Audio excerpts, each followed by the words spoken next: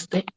ಇಡೀ ಜಗತ್ತಿಗೆ ಧ್ಯಾನ ಜ್ಞಾನವನ್ನ ಪ್ರಸರಿಸಿದಂತಹ ಬ್ರಹ್ಮರ್ಷಿ ಪಿತಾಮಹ ಪತ್ರಿಜಿ ಗುರುಗಳಿಗೆ, ಸ್ವರ್ಣಮಾಲಾ ಅಮ್ಮನವರಿಗೆ, ಮಹಾವತಾರ ಬಾಬಾಜಿಯವರಿಗೆ, ನನ್ನ ತಂದೆ ತಾಯಿಗಳಿಗೆ ಹಾಗೂ ಧ್ಯಾನ ಮಾರ್ಗಕ್ಕೆ ಕರೆತಂದ ಸೋದರಿಯವರಿಗೆ, ಈ ಅದ್ಭುತವಾದ ಜ್ಞಾನ ಹಂಚಿಕೆಗಾಗಿ ವೇದಿಕೆಯನ್ನು ಸೃಷ್ಟಿ ಮಾಡಿರುವ ಪರಮೋಚ್ಚ ಗುರುಗಳಿಗೆ, ಈ ವೇದಿಕೆಯಲ್ಲಿ ಜ್ಞಾನ ಹಂಚಿಕೆಗಾಗಿ ಕಾಯುತ್ತಿರುವ ಎಲ್ಲ ನನ್ನ ಆತ್ಮ ಬಂಧುಗಳಿಗೆ, ಇಡೀ ವಿಶ್ವದ ಧ್ಯಾನ ಬಂಧುಗಳಿಗೂ ಕೂಡ ಅನಂತ ಅನಂತ ಕೋಟಿ ನಮನಗಳನ್ನು ಸಲ್ಲಿಸುತ್ತಾ ಜ್ಞಾನ ಹಂಚಿಕೆ ಕಾರ್ಯಕ್ರಮವನ್ನು ಪ್ರಾರಂಭ ಮಾಡ್ತಿದ್ದೇನೆ ಮಾಸ್ಟರ್ಸ್.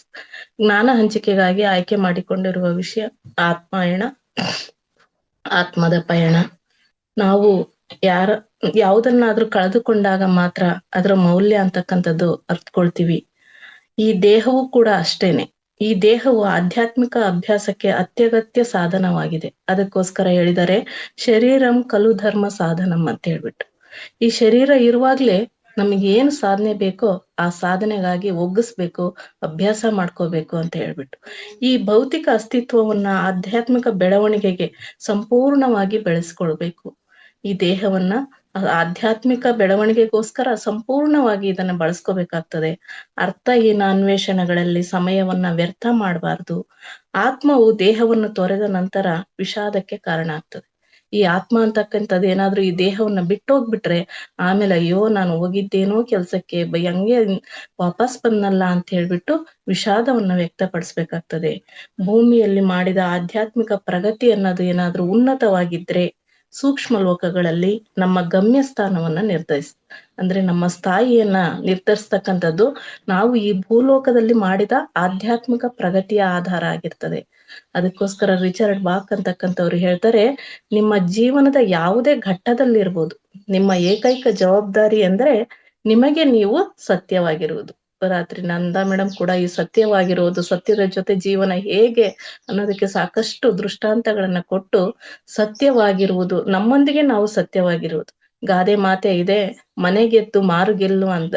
ಮನೆ ಅಂತ ಅಂದ್ರೆ ಈ ದೇಹ ಪಂಚಭೂತಗಳಿಂದ ಆಗಿರ್ತಕ್ಕಂಥ ಈ ದೇಹ ಮನೆ ಅಂತಕ್ಕಂಥದ್ದು. ಈ ಮನೆಯಲ್ಲಿ ಬೆಳಗ್ತಕ್ಕಂಥ ಜ್ಯೋತಿ ಅಂದ್ರೆ ಆತ್ಮ.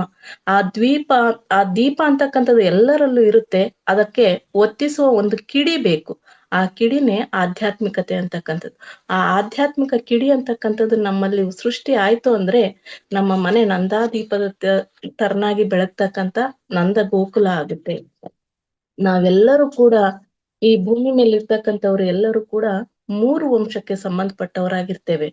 ಚಂದ್ರವಂಶ, ಸೂರ್ಯವಂಶ, ನಕ್ಷತ್ರ ವಂಶ ಅಂತ ಹೇಳ್ಬಿಟ್ಟು. ಸೂರ್ಯನು ಕೂಡ ನಕ್ಷತ್ರ, ಆದ್ರೆ ವಂಶ ಆಗಲ್ಲ. ಅದು ಒಂದೇ ಆಗಿರೋದು, ಸೂರ್ಯ ಅನ್ನೋದು ಒಂದೇ ಆಗಿರೋದ್ರಿಂದ ಅದರದ್ದು ಕೂಡ ಸೂರ್ಯವಂಶ, ನಕ್ಷತ್ರ ವಂಶ ಅಂದ್ರೆ ಅದು ಸಮೂಹ ನಕ್ಷತ್ರಗಳದ್ದು. ಚಂದ್ರವಂಶ ಅಂತಂದ್ರೆ ನಾವೆಲ್ಲರೂ ಕೂಡ ನಾವು ಸದ್ಯದ ಸ್ಥಿತಿಯಲ್ಲಿ ಯಾವ ವಂಶದ ಸ್ಥಿತಿಯಲ್ಲಿ ಇದ್ದೇವೆ, ಯಾವ ವಂಶಕ್ಕೆ ಪರಿವರ್ತನೆ ಆಗ್ಬೇಕಾಗಿದೆ ಅಂತ ಹೇಳ್ಬಿಟ್ಟು ನಮ್ಮನ್ನ ನಾವು ಆಗಾಗ್ಗೆ ಈ ತರದ ಪ್ರಶ್ನೆಗಳಿಂದ ನಮ್ಮನ್ನ ಮುಂದಡಿ ಇಡ್ಲಿಕ್ಕೆ ನಮ್ಮನ್ನ ನಾವು ಅಣಿಗೊಳಿಸ್ಕೊಳ್ಬೇಕಾಗ್ತದೆ ಮಾಸ್ಟರ್ಸ್. ಮನಸ್ಸು ಮತ್ತೆ ಬಾಹ್ಯ ಪ್ರಭಾವಗಳಿಂದ ಈ ಭೌತಿಕ ಜಗತ್ತಿನಲ್ಲಿ ಯಾರ ಮನಸ್ಸನ್ನ ಯಥೇಚ್ಛವಾಗಿ ಮನಸ್ಸಿನ ಅಡಿಯಾಳಾಗಿ ನಾವು ಜೀವಿಸ್ತೀವೋ, ಈ ಬಾಹ್ಯ ಪ್ರಪಂಚಕ್ಕೆ ನಾವು ಆಕರ್ಷಿತರಾಗಿರ್ತೀವೋ, ಆ ಬಾಹ್ಯ ಪ್ರಭಾವಗಳಿಂದ ಆಳಲ್ಪಡುವ ಆರಂಭಿಕ ಹಂತ ನಾವೆಲ್ಲರೂ ಈ ಮೊದಲು ಇದ್ದಿದ್ದು ಅದೇ ಹಂತದಲ್ಲಿ. ಆಗ ಏನಿರುತ್ತೆ, ನಮ್ಮಲ್ಲಿ ಸೀಮಿತ ಜ್ಞಾನ ಇರುತ್ತೆ. ಯಾರಾದ್ರೂ ಜ್ಞಾನ ಹಂಚಿಕೆ ಮಾಡಿದಾಗ ಸಾಕಷ್ಟು ಪ್ರಶ್ನೆಗಳು ನಮ್ಮಲ್ಲಿ ಮೂಡುತ್ತವೆ. ದ್ವಂದ್ವ ಅಂತಕ್ಕಂಥದ್ದು ನಿರೂಪಿಸಲ್ಪಡ್ತದೆ. ಇದನ್ನ ಸ್ವಲ್ಪ ದಿನ ನಾವು ಮೌನವಾಗಿದ್ದು ಹೇಳ್ತಕ್ಕಂಥ ಜ್ಞಾನವನ್ನ ಆಲಿಸಿದಾಗ, ಅರ್ಥಕೊಂಡಾಗ, ಅನುಭವಕ್ಕೆ ತಂದ್ಕೊಂಡಾಗ ನೆಕ್ಸ್ಟ್ ಮುಂದಿನ ಹಂತವನ್ನ ತಲುಪ್ತೇವೆ ನಾವೆಲ್ಲವೂ ಕೂಡ. ಅದಕ್ಕೆ ಸ್ವಯಂ ಅರಿವು ಅಂದ್ರೆ ಸೂರ್ಯವಂಶಸ್ಥರಾಗ್ತೇವೆ. ಸ್ವಯಂ ಅರಿವು ಅಂತಕ್ಕಂಥದ್ದು ಮೂಡ್ತಾ ಬರ್ತದೆ. ಆತ್ಮವು ತನ್ನದೇ ಆದ ಆಂತರಿಕ ಬೆಳಕು ಮತ್ತೆ ಸತ್ಯವನ್ನ ಕಂಡ್ಕೊಳ್ತದೆ. ಬರೇ ಬೇರೆಯವ್ರು ಹೇಳಿದ್ರಿಂದ ನಾವು ಸತ್ಯ ಕಂಡ್ಕೊಳ್ತೀವಂತಲ್ಲ, ನಮ್ಮ ಸ್ವಂತ ಅನುಭವಕ್ಕೆ ಬಂದಾಗ ಅದು ನಮ್ಮ ಆಂತರಿಕ ಸತ್ಯ ಆಗ್ತದೆ. ಆ ಆಂತರಿಕ ಸತ್ಯವನ್ನ ಕಂಡ್ಕೊಳ್ತಕ್ಕಂಥವ್ರು ಸೂರ್ಯವಂಶಸ್ಥರು. ಅಂದ್ರೆ ಈ ಧ್ಯಾನಕ್ಕೆ ಬಂದಾಗ, ಬೇರೆಯವ್ರು ಹೇಳ್ತಕ್ಕಂಥ ಜ್ಞಾನವನ್ನ ಆಲಿಸಿದಾಗ ನಾನು ಆ ಪುಸ್ತಕವನ್ನು ಓದ್ಬೇಕು, ನನ್ನ ಅನುಭವಕ್ಕೆ ತಂದ್ಕೋಬೇಕು, ನಾನು ಅದನ್ನ ಇಂಥ ವಿಡಿಯೋವನ್ನ ಕೇಳ್ಬೇಕು, ಮತ್ತೊಮ್ಮೆ ಕೇಳ್ಬೇಕು, ನನ್ನಲ್ಲಿ ಏನೋ ಅದು ಒಂದು ಅಪಹಪಿ ಇರ್ತದಲ್ಲ ಮಾಸ್ಟರ್ಸ್, ಆ ಹಂತವನ್ನು ತಲುಪಿದೀವಿ ಅಂದ್ರೆ ಎಲ್ಲರೂ ಕೂಡ ಸೂರ್ಯವಂಶಸ್ಥರೇ ಆಗಿರ್ತಾರೆ. ಈ ಧ್ಯಾನಕ್ಕೆ ಬರೋ ಹಂತಕ್ಕೆ ಆ ಹಂತದ ಒಂದು ಹೆಜ್ಜೆಯನ್ನು ದಾಟಿರ್ತೀವಿ. ಇನ್ನು ನಕ್ಷತ್ರ ವಂಶ ಅಂತ ಹೇಳಿದ್ರೆ ಪಾಂಡಿತ್ಯದ ಹಂತ. ಆತ್ಮವು ಗ್ರ್ಯಾಂಡ್ ಮಾಸ್ಟರ್ ಆಗ್ಲಿಕ್ಕೆ ಸಿದ್ಧವಾಗಿರ್ತಕ್ಕಂಥ ಹಂತ ಜ್ಞಾನವನ್ನು ಸೂಸುತ್ತದೆ. ಅಂದ್ರೆ ತನಗೆ ಸಾಕಷ್ಟು ಜ್ಞಾನವನ್ನು ಪಡ್ಕೊಳ್ಳುತ್ತೆ. ತಿಳಿದಂತ ಜ್ಞಾನ ತನ್ನಲ್ಲೇ ಇಟ್ಕೊಂಡ್ರೆ ಬರೇ ಬೀಜವನ್ನು ಮನೆಯಲ್ಲಿಟ್ಟು ಹೊಲವನ್ನು ಉಳುಮೆ ಮಾಡದಂತೆ ಆಗುತ್ತೆ. ಅಂದ್ರೆ ಅದನ್ನ ಬಿತ್ತನೆ ಮಾಡ್ಲಿಲ್ಲದ್ರೆ ಬೆಳೆ ಬರಲ್ಲ. ಅದೇ ರೀತಿ ನಮ್ಮಲ್ಲಿರ್ತಕ್ಕಂಥ ಜ್ಞಾನವನ್ನ ಬರೀ ತಿಳ್ಕೊಂಡ್ರೆ ಸಾಲದು, ಅದನ್ನು ಹೊರಸೂಸಿಸ್ಬೇಕು, ಬೇರೆಯವ್ರಿಗೂ ಹಂಚಬೇಕು, ಹೆಚ್ಚು ಹೆಚ್ಚು ಜ್ಞಾನಿಗಳನ್ನ ಧ್ಯಾನಿಗಳನ್ನ ಸೃಷ್ಟಿ ಮಾಡ್ಬೇಕು. ಅದು ನಮ್ಮ ತಪನ ಆಗ್ಬೇಕು. ಮತ್ತು ಬ್ರಹ್ಮಾಂಡದ ಕಲ್ಯಾಣಕ್ಕಾಗಿ ಕೆಲಸ ಮಾಡ್ಬೇಕು ಅನ್ನೋ ತಪನ ನಮ್ಮಲ್ಲಿ ಇರ್ಬೇಕು. ನಿನ್ನೆನು ಕೂಡ ತಿಳಿದ್ವಿ ಅಲ್ಲ ಮಾಸ್ಟರ್, ಈ ಧ್ಯಾನ ಜ್ಞಾನದಿಂದ ಬರೀ ನಮ್ಮ ಸ್ವಯಂ ಅಭಿವೃದ್ಧಿ ಅಲ್ಲ, ಲೋಕ ಕಲ್ಯಾಣ ಮಾಡೋ ಅಂತ ತಪನ ನಮ್ಮೆಲ್ಲರಲ್ಲೂ ಇರ್ಬೇಕು ಅನ್ನೋಂತ ಅಂಶಗಳನ್ನ ನಿನ್ನೆ ತಿಳಿದಿದ್ವಿ ಮಾಸ್ಟರ್ಸ್. ಇವತ್ತು ಅದರ ಮುಂದಿನ ಭಾಗಾರ್ಥವಾಗಿ ತಿಳಿತಾ ಹೋಗೋಣ ಮಾಸ್ಟರ್ಸ್. ಪೀಟರ್ ರಿಷಲ್ಲೋ ಅವರು ಕೂಡ ನಿದ್ದೆಗೆ ಬಂದ್ರು, ಅವರ ದೇಹದ ಹತ್ರ ಬಂದು ನಿದ್ದೆಗೆ ಜಾರಿದ್ರು. ಆದ್ರೆ ಕಳೆದ ರಾತ್ರಿ ಎಲ್ಲ ನಡೆದಂತ ಘಟನೆಗಳು ನೆನಪಿನಲ್ಲಿದ್ವು ಅಂತ ಹೇಳ್ಬಿಟ್ಟು ದೇವರಿಗೆ ನಮನಗಳನ್ನ ಹೇಳಿದ್ರು, ಧನ್ಯವಾದಗಳನ್ನ ತಿಳಿಸಿದ್ರು. ಹಾಗೆ ಹಾಸಿಗೆಯಿಂದ ಹೊರ ಬಂದು ಡ್ರೆಸ್ಸಿಂಗ್ ಗೌನ್ ತೊಟ್ಟುಕೊಂಡು ನನ್ನ ಟೇಬಲ್ನ ಹತ್ರ ಕುಳಿತುಕೊಂಡು ನನ್ನ ಯಾತ್ರೆಯ ವಿವರಣೆಗಳನ್ನೆಲ್ಲ ಬರೆಯತೊಡಗಿದೆ. ನನ್ನ ನಡೆದಂತ ಯಾತ್ರೆಯ ವಿವರಣೆಗಳನ್ನೆಲ್ಲ ಬರೆಯತೊಡಗಿದೆ. ಈಗ ಸಮಯ 5:45 ಆಗಿತ್ತು. ಇನ್ನು ಬೆಳಕು ಮಬ್ಬಾಗಿದ್ದರಿಂದ ನನಗೆ ಬರೆಯಲು ಮತ್ತು ಟೈಪ್ ಮಾಡಲು ವಿದ್ಯುತ್ ಬೆಳಕಿನ ಅವಶ್ಯಕತೆ ಇತ್ತು. ಎಲ್ಲ ರಿಪೋರ್ಟ್ ಅನ್ನು ಬರೆದು ಮುಗಿಸಲು ಬಹಳಷ್ಟು ಸಮಯನೂ ಹಿಡಿತು. ನಾನು ಮೊದಲು ಅದರ ರೂಪುರೇಷೆಯನ್ನು ತಯಾರು ಮಾಡ್ಕೊಂಡಿದ್ದರಿಂದ ಮಧ್ಯದಲ್ಲಿ ಎಲ್ಲೂ ಕೂಡ ನಿಲ್ಲಿಸ್ಲಿಕ್ಕಾಗ್ಲಿಲ್ಲ. ನಾನು ಸಮಾಧಾನದಿಂದ ನನ್ನ ಕಾರ್ಯವನ್ನು ಪೂರ್ಣಗೊಳಿಸಿದನು ಮತ್ತು ಮಧ್ಯದಲ್ಲಿ ಯಾರೂ ಕೂಡ ನನಗೆ ತೊಂದರೆಯನ್ನು ಉಂಟು ಮಾಡಲಿಲ್ಲ. ನಂತರ ಉಪಹಾರದ ನಂತರ ನನ್ನ ರಿಪೋರ್ಟ್ ಅನ್ನು ಮತ್ತೊಮ್ಮೆ ಓದಿದೆ, ಏಕೆಂದರೆ ನಾನು ಏನನ್ನು ಮರೆತಿಲ್ಲವೆಂಬುದನ್ನು ಖಾತ್ರಿ ಮಾಡಿಕೊಳ್ಳಬೇಕಾಯಿತು. ಇಂದು ರಾತ್ರಿಯೂ ಕೂಡ ಸ್ವಯಂ ಪ್ರಯತ್ನದಿಂದ 3ನೇ ವಲಯದವರೆಗೆ ಡೆಗ್ನಿ ಕಾರ್ಯನಿರ್ವಹಿಸುತ್ತಿರುವ ಅಕಾಡೆಮಿಯನ್ನು ಮಹತ್ವದ ಗುರುತಾಗಿಟ್ಟುಕೊಂಡು ತಲುಪಲು ಬಯಸಿದ್ದೇನೆ ಅಂತ ಅನ್ಕೋತಾರವ್ರು. ನಿನ್ನೆ ಪ್ರಯಾಣದ ಹಿನ್ನೆಲೆಯಲ್ಲಿ ಇವತ್ತು ಡೆಗ್ನಿ ಇರೋ ಸ್ಥಳಕ್ಕೆ ನಾನು ತಲುಪಬೇಕು ನನ್ನ ಸ್ವಯಂ ಪ್ರಯತ್ನದಿಂದ ಅಂತ. ನಿಜವಾಗಿಯೂ ನಾನು ಬಹಳ ಉತ್ತೇಜಿತನಾಗಿದ್ದೆ. ಅದಕ್ಕೋಸ್ಕರ ರಾತ್ರಿ ಆಗ್ಬೇಕು, ನಾನು ನಿದ್ರೆಗೆ ಜಾರ್ಬೇಕು, ಆ ತಕ್ಷಣಕ್ಕೆ ನಾನು ಆ ಸ್ಥಳವನ್ನು ತಲುಪಬೇಕು ಅಂತ ಉತ್ತೇಜಿತನಾಗಿದ್ದೆ. ಈ ಸಲ ಹಂಚಿಕೊಳ್ಳುವುದಕ್ಕಾಗಿ ನನ್ನಲ್ಲಿ ಬಹಳಷ್ಟು ಸಂಗತಿಗಳಿವೆ. ನನಗೆ ಬಹಳಷ್ಟು ಅದ್ಭುತಗಳನ್ನು ಸಾಧಿಸುವುದಾಗಲಿಲ್ಲವೆಂಬುದಂತೂ ನಿಜ. ನಿನ್ನೆ ಇರ್ತಕ್ಕಂಥ ಅಲ್ಪ ಸಮಯದಲ್ಲಿ ಬಹಳಷ್ಟು ಅದ್ಭುತಗಳನ್ನು ಸಾಧಿಸ್ಲಿಕ್ಕೆ ಆಗ್ಲಿಲ್ಲ. ಆದ್ರೆ ಇವತ್ತು ಆ ಸ್ಥಳವನ್ನು ತಲುಪಬೇಕು ಅನ್ನೋ ಒಂದು ಉತ್ತೇಜನ ಇತ್ತು ಅವರಲ್ಲಿ. ಆದರೆ ನನಗೆ ಸಫಲತೆಯಂತೂ ದೊರೆತಿತ್ತು. ಪ್ರಯಾಣದಿಂದ ಮರಳಿ ಬಂದ ಮೇಲೆ ನನಗೆ ಸ್ವಲ್ಪ ಹೊತ್ತು ದಣಿವಿನ ಅನುಭವನೂ ಕೂಡ ಆಗಿತ್ತು. ನಾನು ಮಲಗಲು ಹೊರಟೆ. ಕೆಲವು ನಿಮಿಷಗಳವರೆಗೆ ನಾನು ಹೊರಗಿಕೊಂಡು ಸ್ವಲ್ಪ ಓದುತ್ತಿದ್ದೆ. ಇಂದಿನ ರಾತ್ರಿಯ ಬಗ್ಗೆ ಹೇಳ್ತಿದ್ದಾರೆ ಮಾಸ್ಟರ್ಸ್. ಆಮೇಲೆ ವಿದ್ಯುತ್ ದೀಪ ಆರಿಸಿ ಮಲಗತೊಡಗಿದೆ. ನನ್ನ ಶರೀರ ಪಲ್ಲಂಗದ ಮೇಲೆ ಮಲಗಿದಾಗ ಹೇಗೆ ಕಾಣುತ್ತದೆ ಎಂಬುದು ನನಗೆ ಇನ್ನೂ ನೆನಪಿತ್ತು. ಮೊದಲೆಲ್ಲ ಕನ್ನಡಿಯನ್ನ ಇಟ್ಕೊಂಡ್ಬಿಟ್ಟು ನಿನ್ನ ದೇಹ ಹೇಗಿದೆ ಅನ್ನೋದನ್ನ ನೋಡ್ಕೊಳ್ಬೇಕು ಅನ್ನೋದನ್ನ ಭಾರತೀಯ ಮಿತ್ರ ಅವರಿಗೆ ಸೂಚನೆ ಇರ್ತಾ ಇದ್ರು. ಆದ್ರೆ ಈಗ ಅದರ ಅವಶ್ಯಕತೆ ಇಲ್ಲ, ಅಷ್ಟು ನಾನು ತಯಾರಾಗಿದ್ದೆ ಅಂತ ಹೇಳ್ತಿದ್ದಾರೆ ಮಾಸ್ಟರ್ಸ್. ನಾನು ಶರೀರದಿಂದ ಜಾರಿ ಯಾವಾಗ ಹೊರಗೆ ಬಂದೇನೆಂಬುದೇ ನೆನಪಿಲ್ಲ. ಅದಾದ ನಂತರ ಶರೀರದಿಂದ ಹೊರ ಬಂದಿದ್ದು ಸೂಕ್ಷ್ಮ ಶರೀರ ಯಾವಾಗ ಹೊರಗ್ ಬಂತು ಅನ್ನೋದು ಕೂಡ ನನಗೆ ನೆನಪಾಗ್ಲಿಲ್ಲ. ಆದರೆ ನಾನು ನನ್ನ ಕೋಣೆಯಲ್ಲಿ ನಿಂತಿದ್ದೇನೆಂಬುದು ಸತ್ಯ. ನಾನು ನಿನ್ನೆ ಕೂಡ ನೋಡಿದಂತೆಯೇ ಶರೀರವು ಪಲ್ಲಂಗದ ಮೇಲೆ ಮಲಗಿತ್ತು. ನಾನು ಬಾಗಿಲಿನಿಂದ ಪಾರಾಗಿ ಹೊರನಡೆದೆ. ಮೆಟ್ಟಿಲುಗಳನ್ನು ಇಳಿದೆ. ಮುಖ್ಯ ದ್ವಾರವನ್ನು ದಾಟುತ್ತಾ ಲಾನ್ ನಲ್ಲಿ ತಲುಪಿದೆ. ಕೆಲವೇ ಗಂಟೆಗಳ ಹಿಂದೆ ನಾನು ಆಚಾರ್ಯನೊಂದಿಗೆ ಅಲ್ಲಿ ನಿಂತಿದ್ದೆನು. ಬಹುಶಃ ಸಮಯ 10:30 ಆಗಿದ್ದಿರಬಹುದು.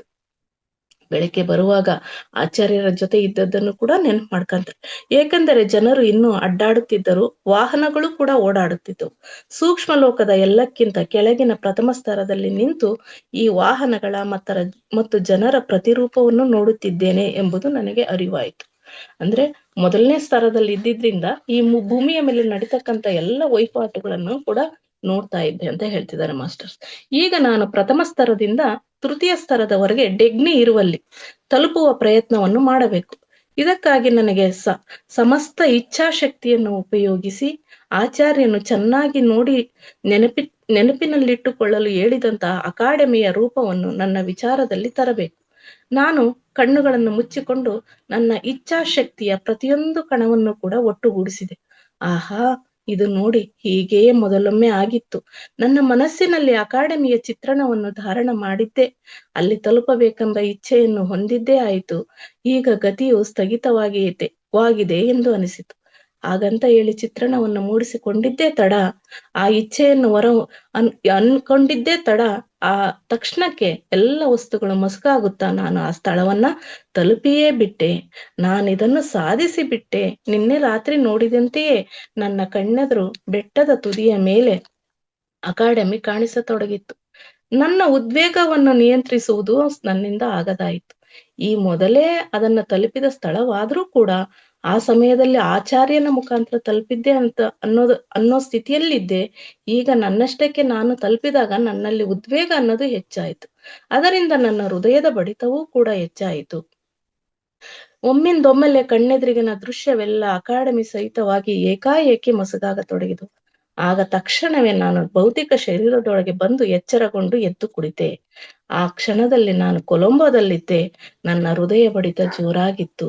ಯಾಕಂದ್ರೆ ತಮ್ಮ ಹೃದಯವನ್ನ ನಿಯಂತ್ರಣದಲ್ಲಿ ಆವೇಗವನ್ನ ನಿಯಂತ್ರಣದಲ್ಲಿ ಇಟ್ಟುಕೊಳ್ಳದೇ ಆಗದ್ದರಿಂದ ಪುನಃ ಅವರು ದೇಹಕ್ಕೆ ವಾಪಸ್ ಬರ್ಬೇಕಾಯ್ತು. ದೇವ್ರೆ, ನಾನೇನ್ ಇದನ್ನು ಮಾಡಿಬಿಟ್ಟೆ. ನಾನೆಲ್ಲಿ ಹೋಗ ಬಯಸಿದ್ದನೋ ಅಲ್ಲಿಯೇ ತಲುಪಿದ್ದೆ. ಆದರೆ ನನ್ನ ಉದ್ವೇಗ ಮತ್ತು ನಿಯಂತ್ರಣಹೀನತೆಯಿಂದಾಗಿ ಮರಳಿ ಬಂದು ಬಿಟ್ಟೆನಲ್ಲ ಅಂತ ಪಶ್ಚಾತ್ತಾಪ ಪಟ್ಟರು. ಆದರೂ ಕೂಡ ಇದರ ನಂತರ ನನಗೆ ಕನಿಷ್ಠ 2 ಗಂಟೆಗಳವರೆಗೆ ನಿದ್ರೆ ಬರಲೇ ಇಲ್ಲ. ನನ್ನ ಮೂರ್ಖತೆಗಾಗಿ ನನ್ನನ್ನು ನಾನೇ ಅಳೆದುಕೊಳ್ಳುತ್ತಿದ್ದೆ. ಸ್ವಲ್ಪ ಹೊತ್ತಿನ ನಂತರ ನಾನು ಶಾಂತನಾದೆ. ಮತ್ತೆ ನಿದ್ರೆ ಬರತೊಡಗಿತು. ಈಗ ನಾನು ಶರೀರಕ್ಕೆ ಅವಶ್ಯಕ ಪ್ರಮಾಣದ ನಿದ್ರೆಯ ಕೋಟ ಪೂರ್ತಿಯಾಗದ ಹೊರತು ನನ್ನ ಭೌತಿಕ ಶರೀರದಲ್ಲಿ ಮರಳಿ ಬರಿಬಾರದು ಎಂದು ನಿರ್ಧರಿಸಿ ಇನ್ನೊಂದು ಸಲ ಪ್ರಯತ್ನಿಸುವೆ ಅಂತ ಹೇಳ್ಬಿಟ್ಟು ಮತ್ತೊಮ್ಮೆ ಪ್ರಯತ್ನಿಸ್ತಾರೆ. ಅದೇ ರಾತ್ರಿ ಮತ್ತೆ 2ನೇ ಪ್ರಯತ್ನಕ್ಕೆ ಇಳಿತಾರೆ ಮಾಸ್ಟರ್ಸ್. ಮತ್ತೊಮ್ಮೆ ಶರೀರದಿಂದ ಹೊರಬರುವ ಪ್ರಕ್ರಿಯೆಯ ಮೇಲೆ ಗಮನ ಕೇಂದ್ರೀಕರಿಸಿದೆ. ಕಣ್ಣೆದುರಿಗೆ ಅಕಾಡೆಮಿ ಭವನದ ಚಿತ್ರಣವನ್ನು ತುಂಬಿಕೊಂಡೆ. ಈ ಸಲ ಶರೀರದಿಂದ ಹೊರಬರುವ ನನ್ನ ಅನುಭವವು ಸ್ವಲ್ಪ ವಿಭಿನ್ನವಾಗಿಯೇ ಇತ್ತು. ಇಂದಿನ ರಾತ್ರಿಯಂತೆ ಶರೀರದಿಂದ ಹೊರಬಂದ ಮೇಲೆ ಕೋಣೆಯಲ್ಲಿ ನಿಂತಿರುವ ಹಾಗೆ ನನಗೇನು ನೆನಪಿಲ್ಲ. ಸಂತೋಷ ಮತ್ತು ಆಶ್ಚರ್ಯದ ಸಂಗತಿ ಎಂದರೆ, ಸ್ವಲ್ಪ ಹೊತ್ತಿನ ಮುಂಚೆ ನನ್ನ ಮೇಲೆ ನಿಯಂತ್ರಣವಿಲ್ಲದಾಗ ನಾನು ಎಲ್ಲಿಂದ ವಾಪಸ್ ಎಸೆಯಲ್ಪಟ್ಟಿದ್ದೆನೋ ಆ ನಿಯಂತ್ರಣವು ಅತಿ ಅವಶ್ಯಕ ಎಂಬುದು ಈ ಸಲ ನನಗೆ ಚೆನ್ನಾಗಿ ನೆನಪಿನಲ್ಲಿ ಇತ್ತು. ಏನದಾದ್ರೂ ಹೊಸದಾದ್ದು ಸಿಕ್ಕಿದ್ದಾಗ ಆ ಆವೇಶ, ಉದ್ವೇಗ ಅನ್ನೋದನ್ನ ನನ್ನ ನಿಯಂತ್ರಣದಲ್ಲಿ ಇಟ್ಕೋಬೇಕು ಅನ್ನೋದು ನನ್ನ ಗಮನಕ್ಕೆ ಬಂದಿತ್ತು. ಅದಕ್ಕೋಸ್ಕರ ತಕ್ಷಣವೇ ನಾನು ಹುಲ್ಲಿನ ಮೇಲೆ ಕುಳಿತುಕೊಂಡೆ. ಅಕಾಡೆಮಿಯ ಭವನದ ಹತ್ತಿರ ಹೋಗುವುದಕ್ಕೆ ನಾನು ಯಾವುದೇ ಪ್ರಯತ್ನ ಮಾಡಲಿಲ್ಲ. ನಾನು ಪ್ರಶಾಂತ ಹಾಗೂ ಅನುತ್ತೇಜಿತನಾಗಲು ಕೇವಲ ನಾನು ನನ್ನ ಹೃದಯದ ಮಿಡಿತವನ್ನು ಸಾಮಾನ್ಯಗೊಳಿಸಿಕೊಳ್ಳಲು ಪ್ರಯತ್ನಿಸಿದೆ. ಯಾವುದೇ ಉದ್ವೇಗಕ್ಕೊಳಗಾಗದಂತೆ ನನ್ನ ಹೃದಯದ ಬಡಿತವನ್ನು ಸಾಮಾನ್ಯವಾಗಿಸಿಕೊಳ್ಳಕ್ಕೆ ಪ್ರಯತ್ನ ಪಟ್ಟೆ. ನಾನು ಎದ್ದು ನಿಂತೆ. ಗಾಳಿಯಲ್ಲಿ ತೇಲುತ್ತಾ ಭವನದ ಮುಖ್ಯ ದ್ವಾರದವರೆಗೆ ತಲುಪಿದೆ. ಮೆಟ್ಟಿಲುಗಳನ್ನೇರಿ ಹಿಂದಿನ ರಾತ್ರಿ ಡೆಗ್ನಿ ಬೆಟ್ಟಿಯಾದ ಕೋಣೆಯ ಬಾಗಿಲಿನವರೆಗೆ ತಲುಪಿದೆ. ಭೌತಿಕ ಜಗತ್ತಿನಲ್ಲಿ ಸಾಧ್ಯವಾಗುವಂತೆ ಇಲ್ಲಿ ಬಾಗಿಲಿನವರೆಗೆ ಆರುಪಾರಾಗಿ ಹೋಗಲು ಸಾಧ್ಯವಿಲ್ಲ. ಏಕೆಂದರೆ ಇಲ್ಲಿ ಇರ್ತಕ್ಕಂಥದ್ದು ಕೂಡ ಸೂಕ್ಷ್ಮ ಲೋಕದ ಬಾಗಿಲಾಗಿರೋದ್ರಿಂದ, ನಮ್ಮದು ಕೂಡ ಸೂಕ್ಷ್ಮ ದೇಹವಾಗಿರುವುದರಿಂದ, ಸೂಕ್ಷ್ಮ ಶರೀರವು ಅಡಚಣೆಯಾಗಿರುವಂತೆ ಈ ಬಾಗಿಲು ಕೂಡ ನಮಗೆ ಅಡಚಣೆಯಾಗಿದೆ. ನಾನು ಬಾಗಿಲು ಬಡಿದೆನು ಮತ್ತು ಸ್ವಲ್ಪ ಹೊತ್ತು ದಾರಿ ಕಾಯ್ದೆನು. ಆದರೆ ಯಾವುದೇ ಪ್ರತಿಕ್ರಿಯೆ ಬರಲಿಲ್ಲ. ಮೌನವು ಆವರಿಸಿತು. ಬಾಗಿಲು ತೆರೆಯಲಿಲ್ಲ. ಸ್ವಲ್ಪ ಹೊತ್ತಿನ ನಂತರ ನಾನು ಧ್ಯಾನಪೂರ್ವಕವಾಗಿ ಬಾಗಿಲ ಇಡಿಕೆಯನ್ನು ತಿರುಗಿಸಿದನು ಮತ್ತು ಒಳಗೆ ಇಣುಕಿ ನೋಡಿದನು. ಇಷ್ಟೊಂದು ಸಂಕೋಚದ ಅವಶ್ಯಕತೆ ಇರಲಿಲ್ಲ, ಏಕೆಂದರೆ ಅಲ್ಲಿ ಯಾರೂ ಇರಲಿಲ್ಲ. ನಿನ್ನೆ ಡೆಗ್ನಿಯನ್ನು ಭೇಟಿ ಮಾಡಿದ ಕೋಣೆಯೂ ಕೂಡ ಅದೇ ಆಗಿತ್ತು. ನಾನು ಹೆಚ್ಚಿಗೆ ವಿಚಾರ ಮಾಡದೆ ಕೋಣೆಯ ಬಾಗಿಲನ್ನು ಹಾಕಿಕೊಂಡು ಎದುರಿನ ಬಾಗಿಲಿನಿಂದ ಹೊರಗೆ ಬಂದೆ. ಡೆಗ್ನಿಯು ತನ್ನ ಕುಟೀರದಲ್ಲಿ ಸಿಗಬಹುದೆಂಬ ಆಶಯದಿಂದ ನಾನು ಗಾಳಿಯಲ್ಲಿ ಮೇಲೇರಿದೆ. ಮಾಳಿಗೆಯ ಮೇಲಿಂದ ಮುಂದುವರೆದನು. ಗಾರ್ಡನ್ ಸಿಟಿಯನ್ನು ತಲುಪುವ ಮುನ್ನವೇ ನಾನು ಕೆಳಗಿಳಿದು ಅದನ್ನೊಮ್ಮೆ ಮನದುಂಬುವಂತೆ ನೋಡಿದನು. ಇದು ನಿಜವಾಗಿಯೂ ಸ್ವರ್ಗದ ಮಿಂಚು ನೋಟದಂತೆಯೇ ಕಾಣುತ್ತಿತ್ತು. ನಿನ್ನೆ ರಾತ್ರಿ ಈ ಅದ್ಭುತ ರಮ್ಯ ಸ್ಥಳದಲ್ಲಿ ನಾನು ಬಹಳ ಹೊತ್ತಿನವರೆಗೆ ಇರಲು ಬಯಸಿದುದು ಆಶ್ಚರ್ಯವೆನಿಸಲಿಲ್ಲ. ನಿನ್ನೆ ನಾನು ಗಮನಿಸಲು ಸಾಧ್ಯವಾಗದಂತಹ ಇನ್ನೂ ಎಷ್ಟೋ ರೀತಿಯ ಸಂಪೂರ್ಣ ದೃಶ್ಯಗಳನ್ನು ನೋಡಿ ನನಗೆ ಅಪಾರ ಸಂತೋಷವಾಯಿತು. ಇಂಥ ಕಟ್ಟಡಗಳು ಅಲ್ಲಿ ಇನ್ನೂ ಅನೇಕ ಇದ್ದವು. ನಾನೊಬ್ಬ ಕಲಾವಿದನಾಗಿದ್ದರೆ ನನ್ನ ಭೌತಿಕ ಶರೀರದಲ್ಲಿ ಮರಳಿ ಬಂದ ಮೇಲೆ ನಾನು ಇದೇ ರೀತಿಯ ಚಿತ್ರ ರಚನೆ ಮಾಡಬಹುದಾಗಿತ್ತು ಎಂಬ ಆಲೋಚನೆ ನನ್ನಲ್ಲಿ ಸುಳಿಯಿತು. ಈ ರೀತಿಯಾಗಿ ಅವರು ನಿನ್ನೆ ರಾತ್ರಿ ನೋಡಿದಂತ ಸಾಕಷ್ಟು ದೃಶ್ಯಗಳನ್ನು ನೋಡೋದ್ರ ಜೊತೆಗೆ ಮಾಸ್ಟರ್ಸ್ ಅವರಿಗೆ ಅನ್ಸುತ್ತೆ, ನಾನೊಬ್ಬ ಚಿತ್ರಕಲಾಕಾರನ ಆಗಿರ್ಬೇಕಿತ್ತು. ಹಾಗಾದ್ರೆ ಇಲ್ಲಿ ನಾನು ನನ್ನ ದೇಹವನ್ನು ತೊರೆದ ಮೇಲೆ ಇಲ್ಲಿಗೆ ಬರ್ಲಿಕ್ಕೆ ಅವಕಾಶ ಸಿಗುತ್ತೆ ಅಂತ ಆಲೋಚನೆ ಅವರಿಗೆ ಬರುತ್ತೆ ಮಾಸ್ಟರ್ಸ್. ಈ ಉದ್ಯಾನ ನಗರವನ್ನು ಒಂದು ರೀತಿಯ ಕೊಳ್ಳ ಪ್ರದೇಶದಲ್ಲಿ ನಿರ್ಮಿಸಲಾಗಿತ್ತು.